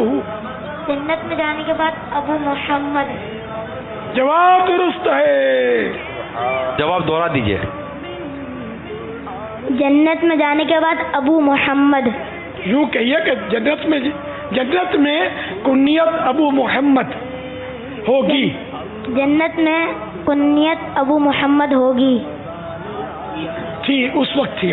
جنت میں کنیت ابو محمد, حضرت آدم علیہ السلام کی کنیت جنت میں ابو محمد تھی. حضرت آدم علیہ السلام کی کنیت جنت میں ابو محمد تھی. جواب درست ہے. بولو ماشاء اللہ. یہ عمر میں بھی چھوٹے لگ رہے ہیں ماشاء اللہ. اچھا اپنا عمر ہے, ابن مفتی دعوت اسلامی ماشاء اللہ. جب یہ فوراً میرا جملہ انہوں نے کیچ کر کے سنا دیا. عام آدمی نہیں سناتے اس طرح, کہاں کے کہاں گھومتے رہتے ہیں. اللہ مزید فضل ثم مزید. ابدال اور اوتاد میں فرق بیان فرما دیجئے. تحریر ہی نکالنا پڑے گا. ابدال اور اوتاد میں فرق. اولیاء کرام کے طبقات ہیں ویسے یہ, ابدال, اوتاد, اغواص. تراویح کی جگہ قضا نماز پڑھ سکتے ہیں؟ تراویح تو پڑھنی ہوگی, سنت موقدہ ہے. اس کے بجائے قضا نہیں پڑھ سکتے. یا کان میں دوا ڈالنے سے روزہ ٹوٹ جاتا ہے؟ کان میں دوا ڈالنے سے روزہ نہیں ٹوٹتا, البتہ اگر پردہ پھٹا ہوا ہے تو روزہ ٹوٹ جائے گا. پردہ پھٹا ہوا کی علامت یہ کہ کان میں پیپ آتی ہوگی. یہ بھی یہ علامت بتائی جاتی ہے کہ پھر وہ پیپ مستقل بیچاروں کو آتی رہتی ہے غالباً جن کا پردہ پھٹا ہوا ہوتا ہے. کیونکہ بعض ہوگا تو عارضی طور پر بھی پیپ آتا ہے, تو وہ پھٹا ہوا نہیں ہوتا پردہ. تو ڈاکٹر ہی اس کو چیک کر کے بتائے گا کہ پیپ کیوں آ رہی ہے. ٹھیک ہے. لینسز لگانے سے روزہ ٹوٹ جاتا ہے یا نہیں؟ نہیں. جب بعض لوگ کہتے ہیں مدینہ اس میں باپا بعض اوقات لکوڈ اس کے ساتھ جاتا ہے. لکوڈ ڈالتے ہیں, یعنی وہ جب لگاتے ہیں نا تو وہ لکوڈ میں ڈوبے ہوئے ہوتے ہیں اس کو, تو اب وہ رکھتے لکوڈ کے اندر ہے, پھر اس کو لگاتے ہیں تو وہ جائے گا, تو پھر اس صورت میں مسئلہ ہوگا. تو روزے سے پہلے اگر کسی نے سادہ کر کے لگا لیا تو ایک الگ بات ہے, ورنہ وہ نہیں لگائے روزے کی حالت. یعنی اگر لکوڈ اس پہ لگا ہوا ہے تب تو نہیں لگا سکتے. بغیر لکوڈ کے اگر لگنا ممکن ہے روزے میں تو لگا سکتے ہیں, اور شاید یہ لکوڈ ضروری ہے. ہاں تو پھر تو روزے میں نہیں لگا سکتے. جزاکم اللہ خیر. بعض لوگوں کو کہتے سنا ہے کہ مغرب کے بعد اگر مرغ اذان دے تو اس کو ذبح کر دینا چاہیے, کیا یہ درست ہے؟ مغرب کے بعد اذان دے دو. جی یہ کہہ رہے ہیں. یہ منحوس سمجھتے ہوں گے, بدشگونی لیتے ہوں گے. تو یہ بدشگونی تو اسلام میں جائز نہیں ہے. مرغے کو بھی کلی اختیارات دے دیں. اپنے دیکھو اب ہم بھی تو مغرب کے بعد کبھی کچھ کرتے ہیں, کبھی فجر کے بعد کچھ کرتے ہیں, جو بھی شریعت کے مطابق کرتے ہیں تو وہ جائز ہوتا ہے. تو مرغ کے لیے اذان کے لیے کوئی وقت کی قید نہیں ہے, نہ وہ شریعت کا مکلف ہے کہ اس پر شریعت کے احکام بھی نہیں ہے. تو اس لیے مطلب مرغ بیچارہ بے قصور ہے. ویسے مرغا جو ہے وہ حلال ہے, اس وجہ سے کاٹ دینا کہ اس نے مغرب کو اذان کیوں دی, یہ بلا وجہ کی اس کو سزا ہے. واللہ تعالی اعلم ورسولہ اعلم عز وجل وصلی اللہ تعالی علیہ وآلہ وسلم. اسی طرح مرغی اذان دے تو اس کو بھی منحوس سمجھتے ہیں اور ذبح کرتے ہیں, یہ بھی غلط ہے. مرغی اذان دے یہ ٹھیک ہے, غیر فطری امر ہے, لیکن دے دی کوئی بات نہیں, خلی ولی درگزر سے کام لے. درگزر سے بھی کیوں, آپ کا کیا بگاڑا ہے, مرغی نے اذان دی تو یہ جہالتیں ہیں, بدشگونی اسلام میں نہیں ہے.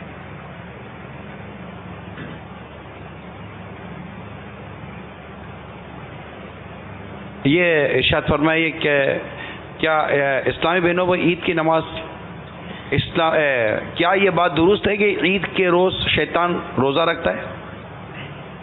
یہ سدھرتا ہو تو یار کہیں یہ کیوں روزہ رکھے گا؟ تو یہ عوامی باتیں ہوتی ہیں.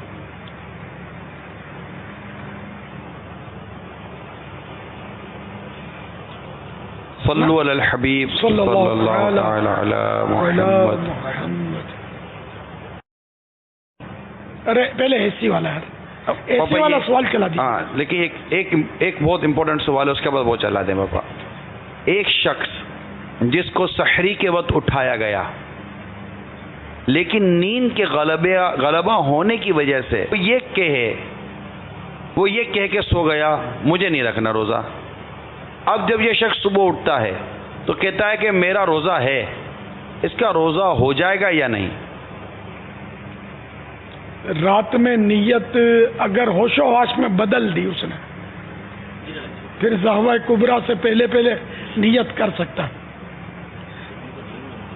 اور وہ تھا نیند میں, اگر اس کو پتہ ہی نہیں اس نے کیا بولا, تب تو اس پر کیا قلم لگے گا. تو اس میں یہ ہے کہ اگر وہ ضحوہ کبریٰ سے پہلے اس نے نیت کر لیتا ہے یا رات میں نیت کی ہوئی تھی اس نے, تو اب اس کا روزہ تو ہو جائے گا. جبکہ یہ فرض روزہ رمضان کا ہو یا نفل روزہ ہو تو یہ ہو جائے گا. کہ میں صبح صادق سے روزے سے ہوں, اگر وہ دن کے وقت ضحوہ کبریٰ یعنی سورج سر پہ آنے سے پہلے نیت کرتا ہے تو یہ نیت کرے کہ میں صبح صادق سے روزے سے ہوں. جبکہ اس نے ارادتاً صبح صادق کے بعد ارادتاً کچھ کھایا پیا نہ ہو.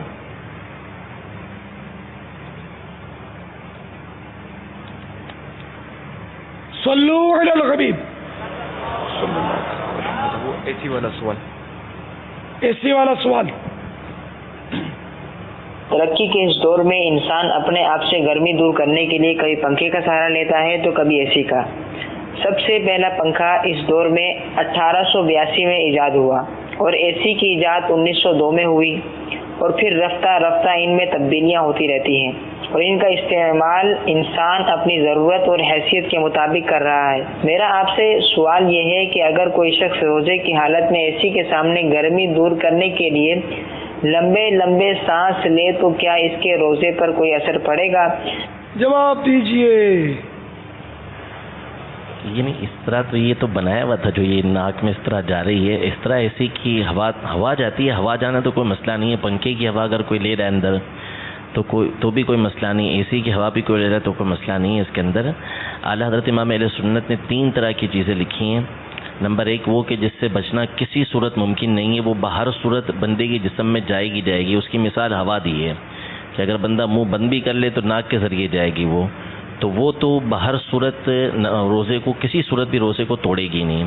دوسری چیزیں وہ ہوتی ہیں کہ جن سے بچنا دشوار ہوتا ہے لیکن بچنا ممکن ہوتا ہے، جیسے گرد و غبار اڑتا ہے، دھواں اڑتا ہے، تو ان سے بندہ بچ سکتا ہے لیکن بچنا کئی دفعہ مشکل ہوتا ہے.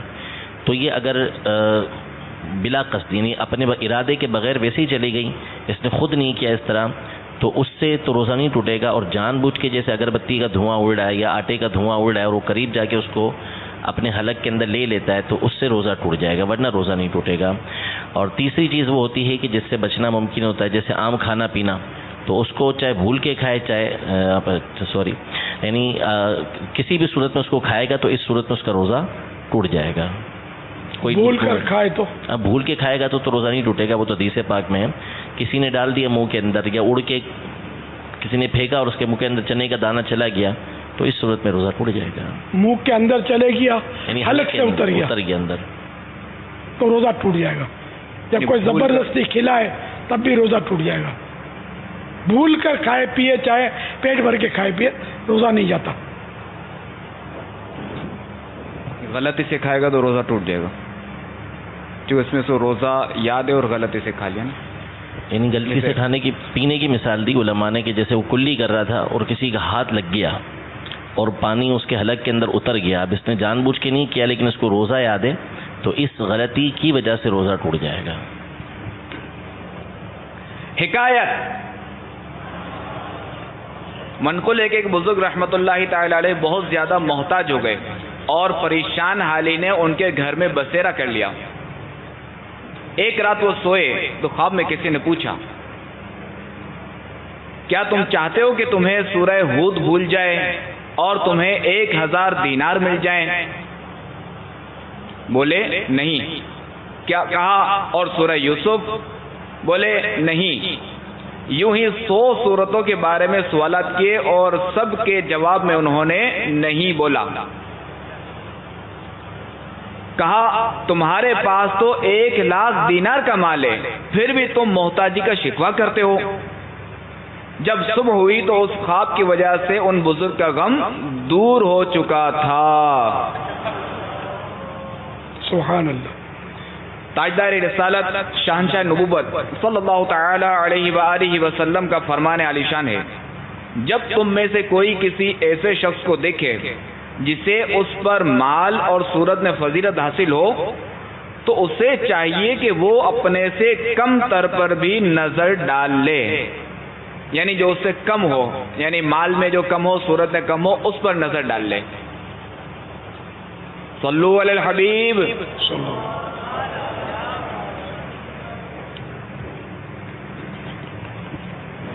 امیر اہل سنت کی بارگاہ میں سوال عرض ہے کہ اگر کوئی شخص مدنی قاعدہ یا قرآن پاک کی تعلیم ایک مرتبہ حاصل کر چکا ہے تو دوبارہ اس کو مدرسۃ المدینہ بالغان میں شرکت کرنے سے کیا فائدے حاصل ہو سکتے ہیں؟ جواب عنایت فرما دیں، جزاک اللہ خیرا. ثواب تو ملے گا، ثواب ملے گا، اور ریپیٹ کرنے سے یہ فائدہ ہوگا کہ اگر کوئی غلطی ہے تو وہ نکل جائے گی اور جو کچھ سیکھا ہے وہ مزید پکا ہو جائے گا.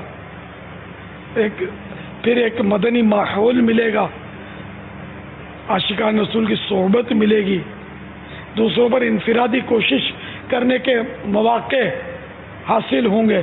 تو فائدہ ہی فائدہ ہے. قرآن کریم پڑھنے میں کیا کوئی فائدہ ہے؟ کیا یہ بھی سوال بنتا ہے؟ فائدہ ہی فائدہ ہے. نقصان کیا ہے اس میں؟ تو جو پڑھے ہوئے ہیں وہ بھی پڑھیں، یا اپنے ذمہ داران اجازت دیں تو پڑھائیں، اپنا پکا کریں، وہاں مدنی ماحول بنائیں، دوسروں کو سکھائیں. تو اس طرح انشاءاللہ دعوت اسلامی کا مدنی کام بڑھتا چلا جائے گا.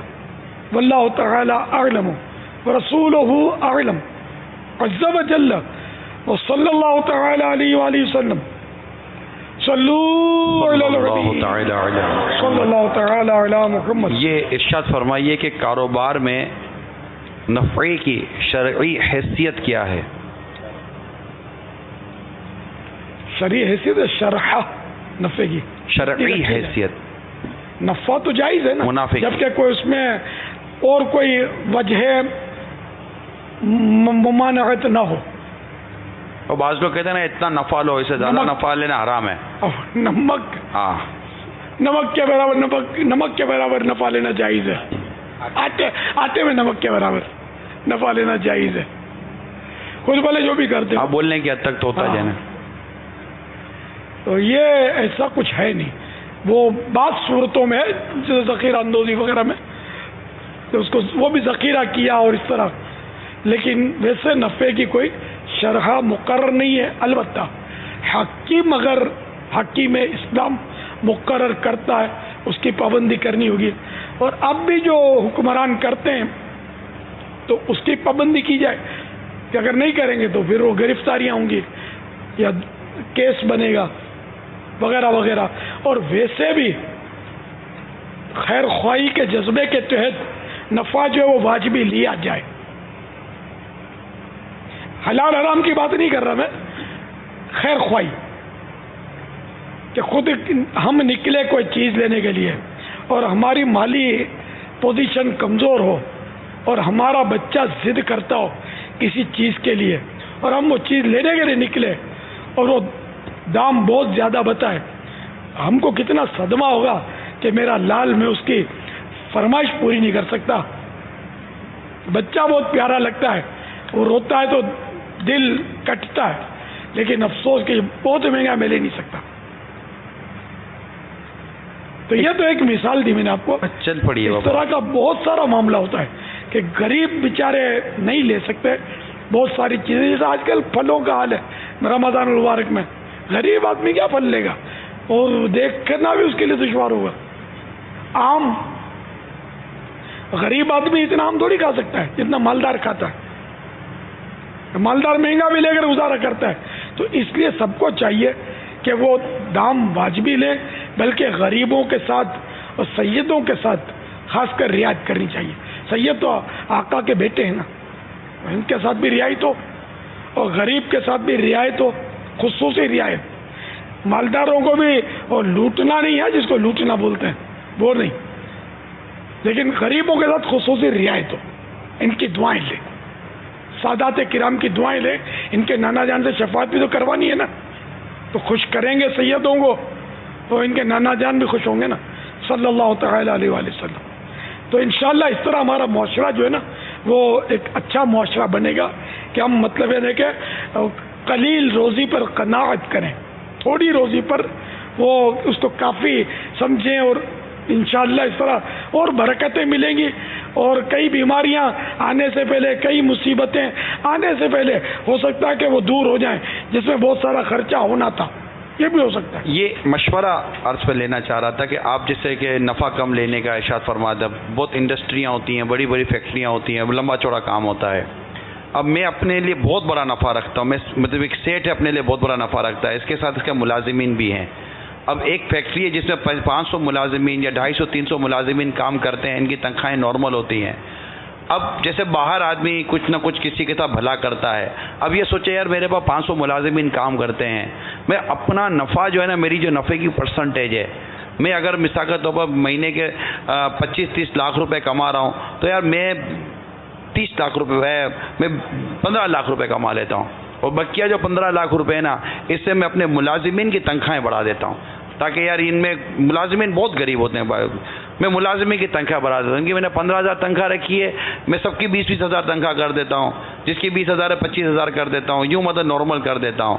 तो क्या उसको अपनी इस नीयत का कि वो अपना नफ़ा कम कर रहा है, अपना रेशियो प्रॉफिट नीचे ला रहा है, भूखा वो भी नहीं रह रहा, ठीक ठाक नफ़ा कमा रहा है, लेकिन अपने नफ़े की परसेंटेज उसे कम कर दी और उस नफ़े को उसने अपने मुलाजिमीन की तनख्वाहों में तकसीम कर दिया ताकि इनका घर बार भी ठीक ठाक चले। तो क्या ऐसे करने से भी आपको लगता है कि क्योंकि अगर ये 5-10 हज़ार सेठ हजरात मिलकर अगर इस तरह देना शुरू करें तो मेरा ख्याल है शायद लाखों मुलाजिमीन की तनख्वाहें अच्छी हो सकती हैं और इनके घरों का चूल्हा जो है ना वो एक अच्छा खासा मतलब उनका सेट हो सकता है। अगर अल्लाह की रज़ा के लिए ऐसा करेंगे वाकई हमदर्दी में, एक तो होता है ना कि प्रेशर होता है कि ये मुलाजिम भाग जाएगा या मुलाजिम हड़ताल कर देंगे, भाग जाएंगे, इसलिए करना और चीज़ है, इनका ना मुतालबा है ना कुछ, खुद अपने को एहसास है और इस वजह से अल्लाह की रज़ा के लिए उसने अगर तनख्वाह बढ़ा दी उन पर एहसान करते हुए तबर्रुअन, احسان کرتے ہوئے تو اس کا بے شک وہ ثواب کے حقدار ہوں گے، اور ایسا کرنا چاہیے، غریبوں کا خیال رکھنا چاہیے، لیکن اس میں اگر احسان جتائے گا تو پھر مارا جائے گا. ان پر احسان نہ رکھے، اللہ کی رضا کے لیے وہ چپ چاپ کر دے. یہ اعلان ہی نہ کرے نا کہ میں نے اپنا پیٹ کاٹ کر آپ کی تنخواہیں بڑھا دی ہیں، میں تو مہینے کے 30 لاکھ روپے کا نفع کماتا تھا لیکن میں نے 15 لاکھ روپے اب اپنا نفع کر کے، بلکہ 30 کے 30 کماتا ہوں، 15 اپنے لیبر میں تنخواہ میں دیتا ہوں، 15 میں. تو اس طرح کا اعلان نہ کرے. نارملی طور پر وہ بھلے مطلب کہ نفع 30 لاکھ کی 30 لاکھ ہے، اس میں سے آدھے نفع کی اسلام اپنے ملازمین کی تنخواہیں بڑھا دے. کوئی ایسا ہوگا ملانر کہ یہ نفع کی پورا اپنے آمدنی بتا دے؟ ایسا ہوگا بھی نہیں. اصل میں جب 15 لاکھ یہ کم کرے گا نا تو اللہ کی رضا کے لیے کرے گا، تو اللہ کا سچا وعدہ یہ ہے کہ وما انفقتم من شیء فهو یخلفہ، جو اللہ کی راہ میں خرچ کرو گے اللہ اس کا بدلہ عطا فرمائے گا. وہو خیر الرازقین، وہ سب سے بہتر رزق دینے والا ہے. 15 سے 45 ہو جائیں گے اس کے دنیاوی بابا 45 سے انہوں نے مثال دی ہے، انہیں بڑھا دے گا اللہ تعالیٰ، وہ جتنا بڑھائے. جتنا اس میں اور بھی بابا پلس ہے کہ جب یہ ملازمین کو لگے گا نا کہ ہمارا سیٹ ہمارا خیر خواہ ہے، ان کے کام کا انداز اچھا ہو جائے گا، اور خدا نہ کرے اگر اس کی میل میں چوری بھی ہو رہی ہوگی نا تو اس کے ہمدرد بھی پیدا ہو جائیں گے، اور مطلب اس کے دنیاوی نفع بھی کم نہیں ہیں. مگر یہاں پرابلم یہی ہے کہ بعضوں کے نفع اتنے زیادہ ہیں کہ اس کی وجہ سے بھی تنخواہوں میں کمی واقع ہو جاتی ہے. میں ہر ایک کا نہیں کہتا، مگر نارملی طور پر جو کچھ میرا بھی دیکھا بھالا ہے. حالات تو ایسے ہی ہیں، بہت برے حالات ہیں. وہ جیسا چوستے ہیں بیچاروں کو، نوکروں کو، ملازموں کے کہ جس کی انتہا نہیں. اور ملازم طبقہ زیادہ ہے، نوکر طبقہ ہمارے یہاں زیادہ ہے، ظاہر ہے معتدل طبقہ ہوتا ہے. اس میں بعض تو افسر ہوتے ہیں، چلو ان کا تو پھر بھی سمجھے اپنے، جو غریب طبقہ ہوتا ہے نچلا وہ بہت کچلتا ہے، لیبر ٹائپ کا جو ہوتا ہے. اللہ تعالی ہم کو بس مسلمانوں کی ہمدردی نصیب فرمائے. آمین آمین. واللہ تعالی اعلم ورسولہ اعلم عز وجل وصلی اللہ تعالی علیہ وآلہ وسلم. صلو علی الحبیب صلی اللہ تعالی علی محمد. حلقہ نمبر 132 ڈیرہ اسماعیل خان، اشفاق عطاری ولد شیر محمد. اشفاق عطاری ولد شیر محمد، ڈیرہ اسماعیل. ماشاءاللہ. حلقہ نمبر 68 یعنی 68 پاک پتن شریف کے ندیم بن اسماعیل. ماشاءاللہ. یہ حاجی امین، یہ حج، عمرہ اور بغداد شریف کی ٹکٹوں کی قرآن اندازی ہو رہی ہے. جی جی. حلقہ نمبر 3 باب المدینہ، کاشان عطاری بن نواب.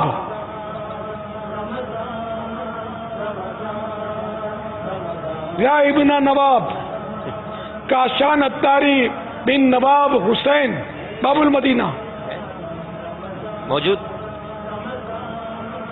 آپ؟ کاشان عطاری بن نواب حسین. ماشاء اللہ. ہاں بھائی لپک کے آ رہے ہیں ماشاء اللہ. ہاں مدینے کے لیے تو بس چلے تو اڑ کے جانا چاہیے.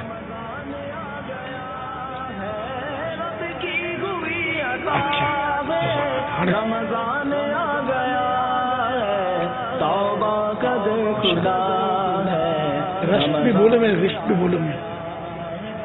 اچھا وہ صحیح تلفظ جو ہے نا، امی جان کا مزار، روز پاک کی امی جان کا مزار، وہ ایران کے صوبہ گیلان کے صدر مقام رشت میں ہے.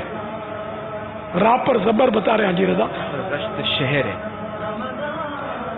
اچھا گیلان صوبہ گیلان کے صدر مقام رشت میں ہے. اللہ کرے کہ ایڈیٹنگ کرنے والے ایڈیٹنگ کرنے میں کامیاب ہو جائیں. فاصلہ بہت ہو چکا ہے انشاءاللہ. دیر بہت ہو گئی نا. یہ ابھی تو یہ جملہ ان کو پتہ نہیں ہوا بیچاروں کو، شاید پتہ نہیں ہوگی. صلو علی الحبیب صلی اللہ تعالی علی محمد.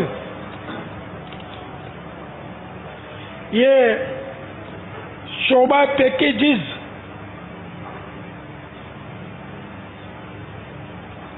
اس کے اندر یہ معلومات نہیں ہے میرے کو. باپا پیچھے اس کی پرچی لگی ہوئی ہے.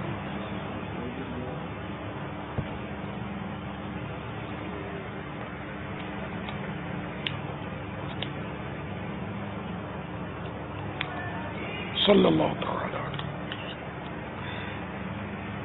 یہ پیکٹ جو ہے، یہ پیکیج، یہ بنڈل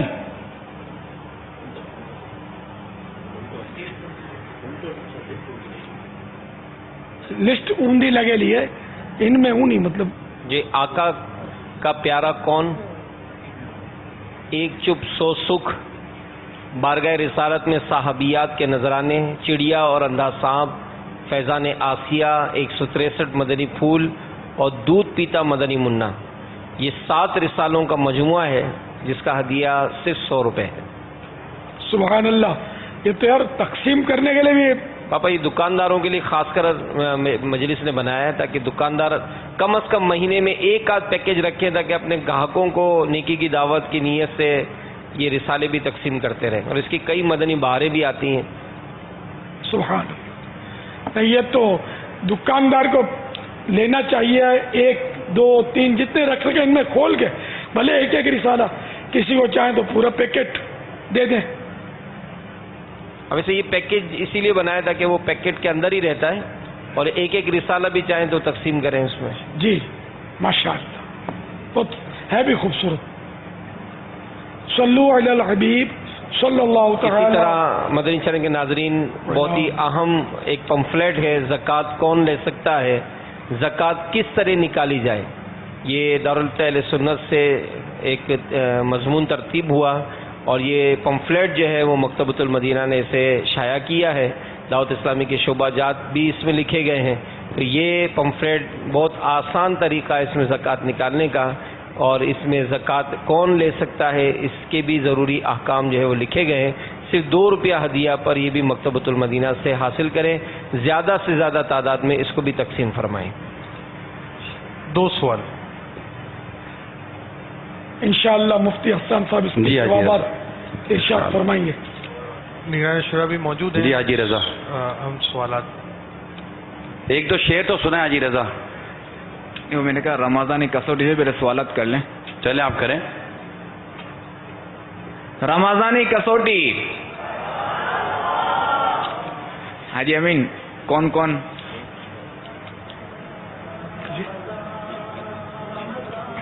کسوٹی سے پہلا سوالات ہوئی نا. آج سوالات انگری کرے گی. سوالات کر ونو 2 سوال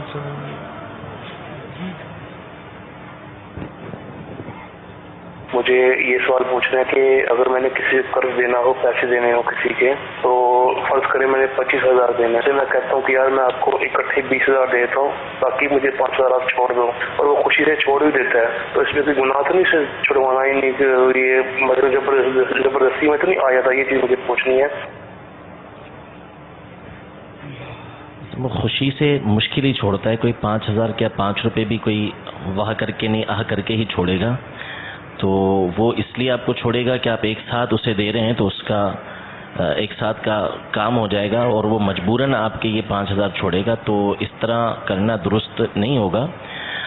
خوشی سے وہ چھوڑے تو وہ اسی صورت میں کہ وہ اپنے منہ سے کہہ رہا ہو کہ بھائی آپ مجھے 20,000 دے دیں، مجھے آپ کے 5,000 نہیں چاہیے. آپ کی طرف سے نہ کوئی اس طرح کی بات ہوئی ہو، نہ مطالبہ ہوا ہو، نہ کسی طرح کا کوئی ایسا اشارہ ہو کہ جس کی وجہ سے وہ مجبور ہوتا ہو. تو بہرحال بہر صورت آپ اس سے 25,000 ہی ادا کریں. جی 20 آتے ہو تو یار چلو 5 گئے، ورنہ 25 سوئے ہوئے تھے. تو جگانے کے لیے بعض بدماش قسم کے لوگ بیچ میں پڑتے ہیں اور اس طرح ان کے سودے بھی کرواتے ہیں کہ اتنے میں اتنے لے لو، اتنے چھوڑ دو. پھر ان بدماشوں کا اپنا کوئی جس میں حصہ ہوتا ہے. یہ سب ناجائز طریقے ہیں. یار 1 روپیہ بھی کون چھوڑے گا خوشی سے؟ اور آپ کے شر سے بچنے کے لیے ہو سکتا ہے بول بھی دے تو میں خوشی سے چھوڑ رہا ہوں، لیکن یہ عقل میں نہیں آتا کہ خوشی سے کوئی چھوڑے. ہاں آپ واقعی بہت غریب ہیں، مسکین ہیں، اور وہ آپ کا دوست ہے اور ہمدردی میں وہ چھوڑ دے 5,000، وہ ایک الگ بات ہے. لیکن یہ نادر صورت ہے، یعنی یہ ایسا کم ہوتا ہے، نادر صورت بنے.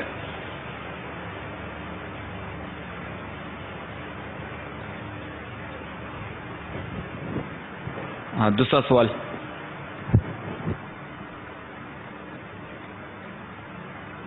میں سمیر علی اتاری بات کر رہا ہوں فاروق نگر لاڑکانہ سے. میرا سوال یہ ہے آپ کی بارگاہ میں، کیا کسی عورت کے پیٹ میں بچہ ہو کیا وہ روزہ رکھ سکتی ہے؟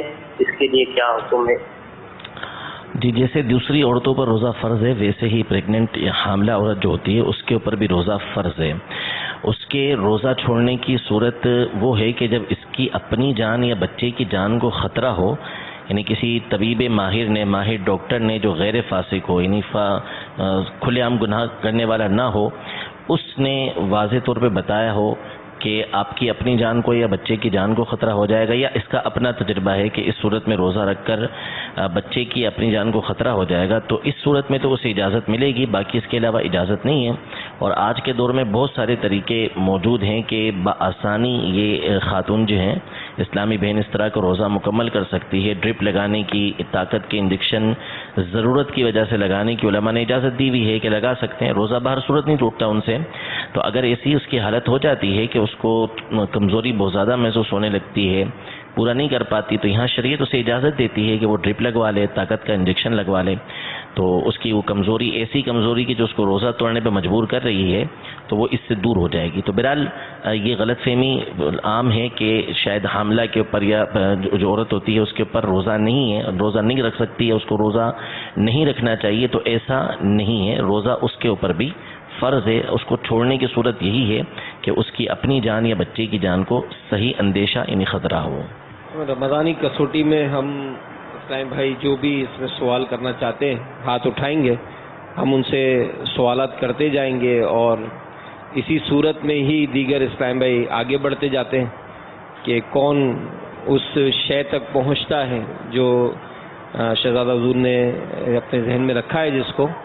تو انشاءاللہ جیسے ہی ہمیں فرماتے ہیں ہم انشاءاللہ سوالات شروع کرتے ہیں. یعنی آپ خود 11 جائیں گے؟ جی 11 سوالات جو ہیں وہ ہم کر رہے ہیں، اور 11 سوالات میں ہمارے اسلام بھائی جو ہے وہ مطلوبہ جو شے ہے اس تک پہنچیں گے. اور اس میں جو سوالات کرنا چاہتے ہیں وہ صرف ہاتھ اٹھائیں گے، انشاءاللہ مائک ان تک پہنچ جائے گا.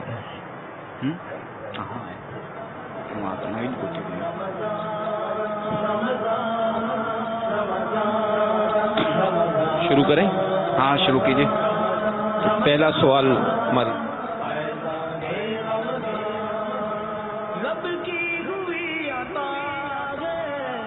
السلام علیکم ورحمۃ اللہ وبرکاتہ. وعلیکم السلام ورحمۃ اللہ وبرکاتہ. محمد شہریار اتاری، کیا وہ انسان ہے؟ لا. رمضان آ گیا ہے، توبہ کا در کھلا ہے، رمضان آ گیا ہے، رمضان.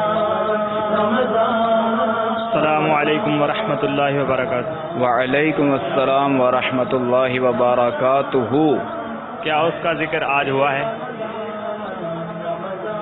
کیا آواز بلند آواز. کیا اس کا ذکر آج ہوا ہے؟ لا. میرے سنت کی موجودگی میں نہیں ہے.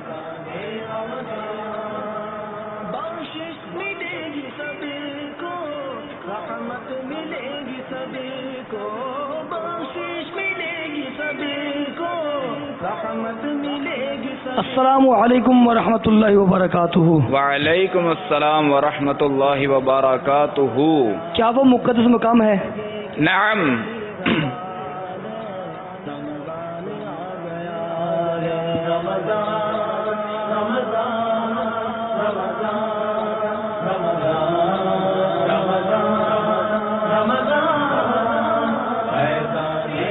السلام علیکم ورحمۃ اللہ وبرکاتہ.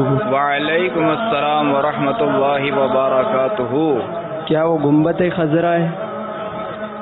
کیا وہ مدینے میں؟ نہیں، یہ تو سوال. کیا وہ مدینے میں ہے، یہ سوال ہوا. لا. کرنے لگے عبادت سحری کے وقت مومن، کرنے لگے عبادت رحمت کا سلسلہ ہے، رمضان آ گیا. السلام علیکم ورحمۃ اللہ وبرکاتہ. وعلیکم السلام ورحمۃ اللہ وبرکاتہ. کیا اس چیز کی کسی نبی علیہ السلام سے نسبت ہے؟ नाम सवाल क्या किया आपने? उस चीज का किसी नबी अलैहिस्सलाम से निस्बत उस चीज को नाम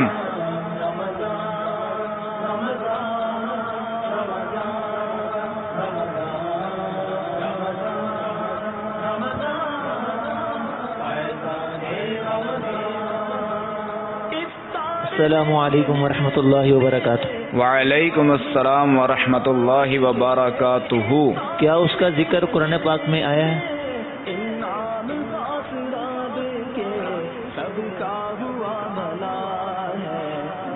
ला सबका हुआ भला है, रमजान आ गया है, रमजान रमजान रमजान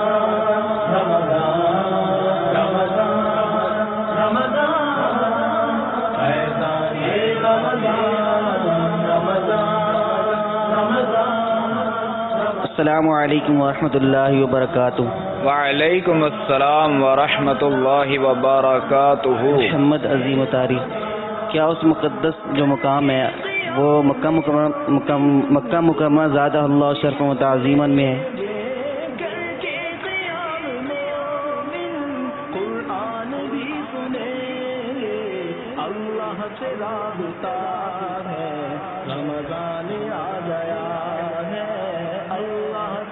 कह सकते हैं मतलब नाम नाम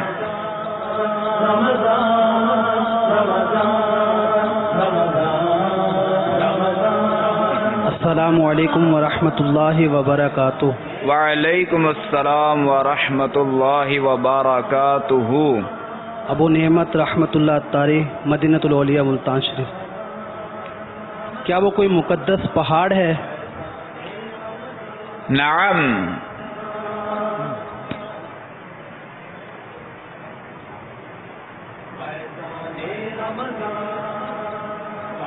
अच्छा, ये थोड़ा पहाड़ पे जो ना वो तो पहाड़ उसको कहा नहीं जाता, पहाड़ नहीं कहा जाता उसको। ला मतलब उसकी शोहरत बहैसियत पहाड़ नहीं है। ला जी, जब उसका नाम भी लेते हैं तब भी पहाड़ नहीं बोलते उसको। लेकिन अगर वो पहाड़ है जी, यानी उसकी शोहरत बतौर पहाड़ नहीं, ये कह दें हम? नहीं, वो पहाड़ नहीं है। बस सही है, जज़ाकल्लाह। अस्सलामु अलैकुम वरहमतुल्लाहि वबरकातुहू। वालेकुम अस्सलाम वरहमतुल्लाहि वबरकातुहू। मोहम्मद साजिद तारी फैसलाबाद से, क्या वो मुकद्दस मकाम कोई गार है? नाम 9 सवालात हो चुके हैं, हम भी करीब पहुंच चुके हैं।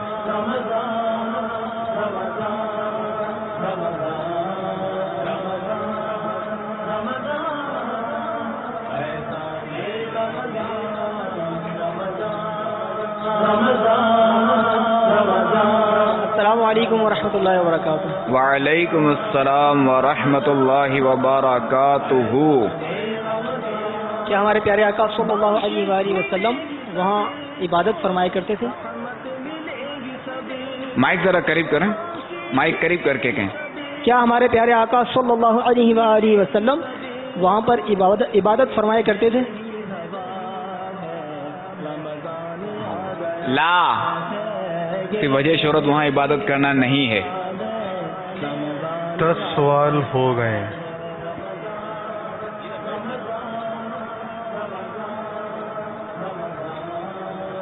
अस्सलामु अलैकुम वरहमतुल्लाहि वबरकातुहू। वालेकुम अस्सलाम वरहमतुल्लाहि वबरकातुहू।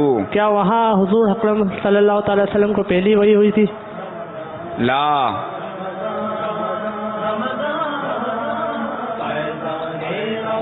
सवालात तो खत्म हो गए, अब जवाब देना है।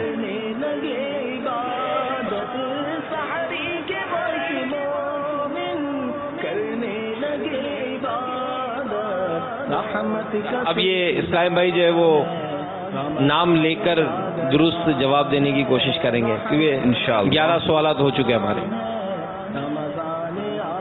السلام علیکم ورحمۃ اللہ وبرکاتہ. وعلیکم السلام ورحمۃ اللہ وبرکاتہ. شہزادہ حضور کی بارگاہ میں جواب عرض ہے کہ اس غار کا نام غار طور ہے. جواب درست ہے. خوب چومے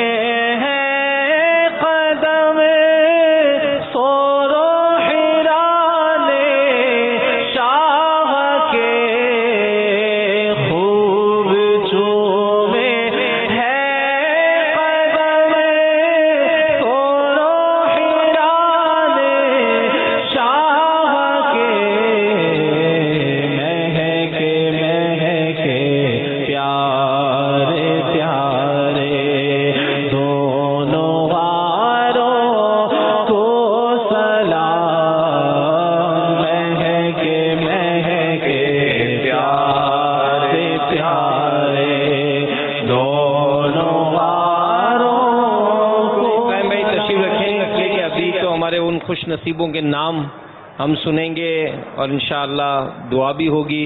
مجلس کے اختتام کی دعا تو ایسی فضیلت والی دعا کہ جو مجلس کے اختتام پر وہ دعا پڑھتا ہے تو اس کی مغفرت کی بشارت ہے. اور آپ لوگ ایسے ہی دعا پڑھے بغیر جا رہے ہیں تو بالکل جگہ پہ بیٹھ جایا کریں جب تک اجتماع مکمل نہ ہو.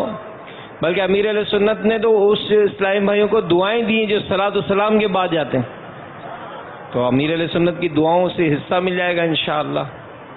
تو صلاۃ السلام میں بھی شرکت کیا کرے اجتماع اختتامی جب ہوتا ہے. صلو علی الحبیب.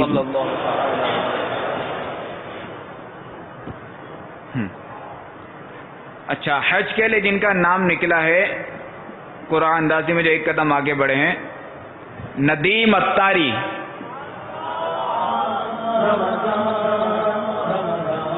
ماشاء اللہ ہمارے یہ اسلامی بھائی جن کے نام پکارے جا رہے ہیں 21 رمضان المبارک کو ان کی فائنل قرآن اندازی ہوگی جو 10 نام ہوں گے, اور دیکھیں اس دن ان کا کیا ہوتا ہے. ندیم بھائی ایک اور قدم آگے بڑھ گئے, مرحبا.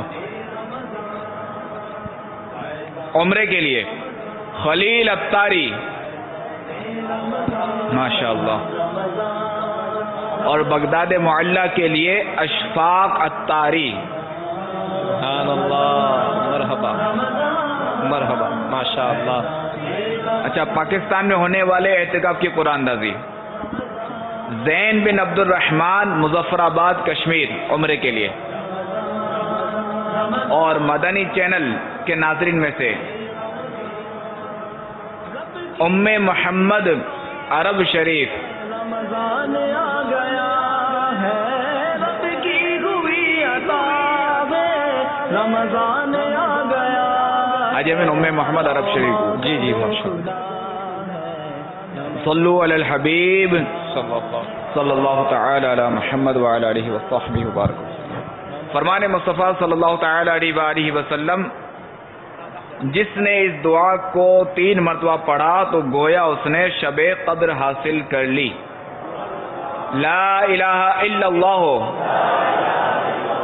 الحلیم الکریم سبحان اللہ رب السماوات السبع ورب العرش العظیم.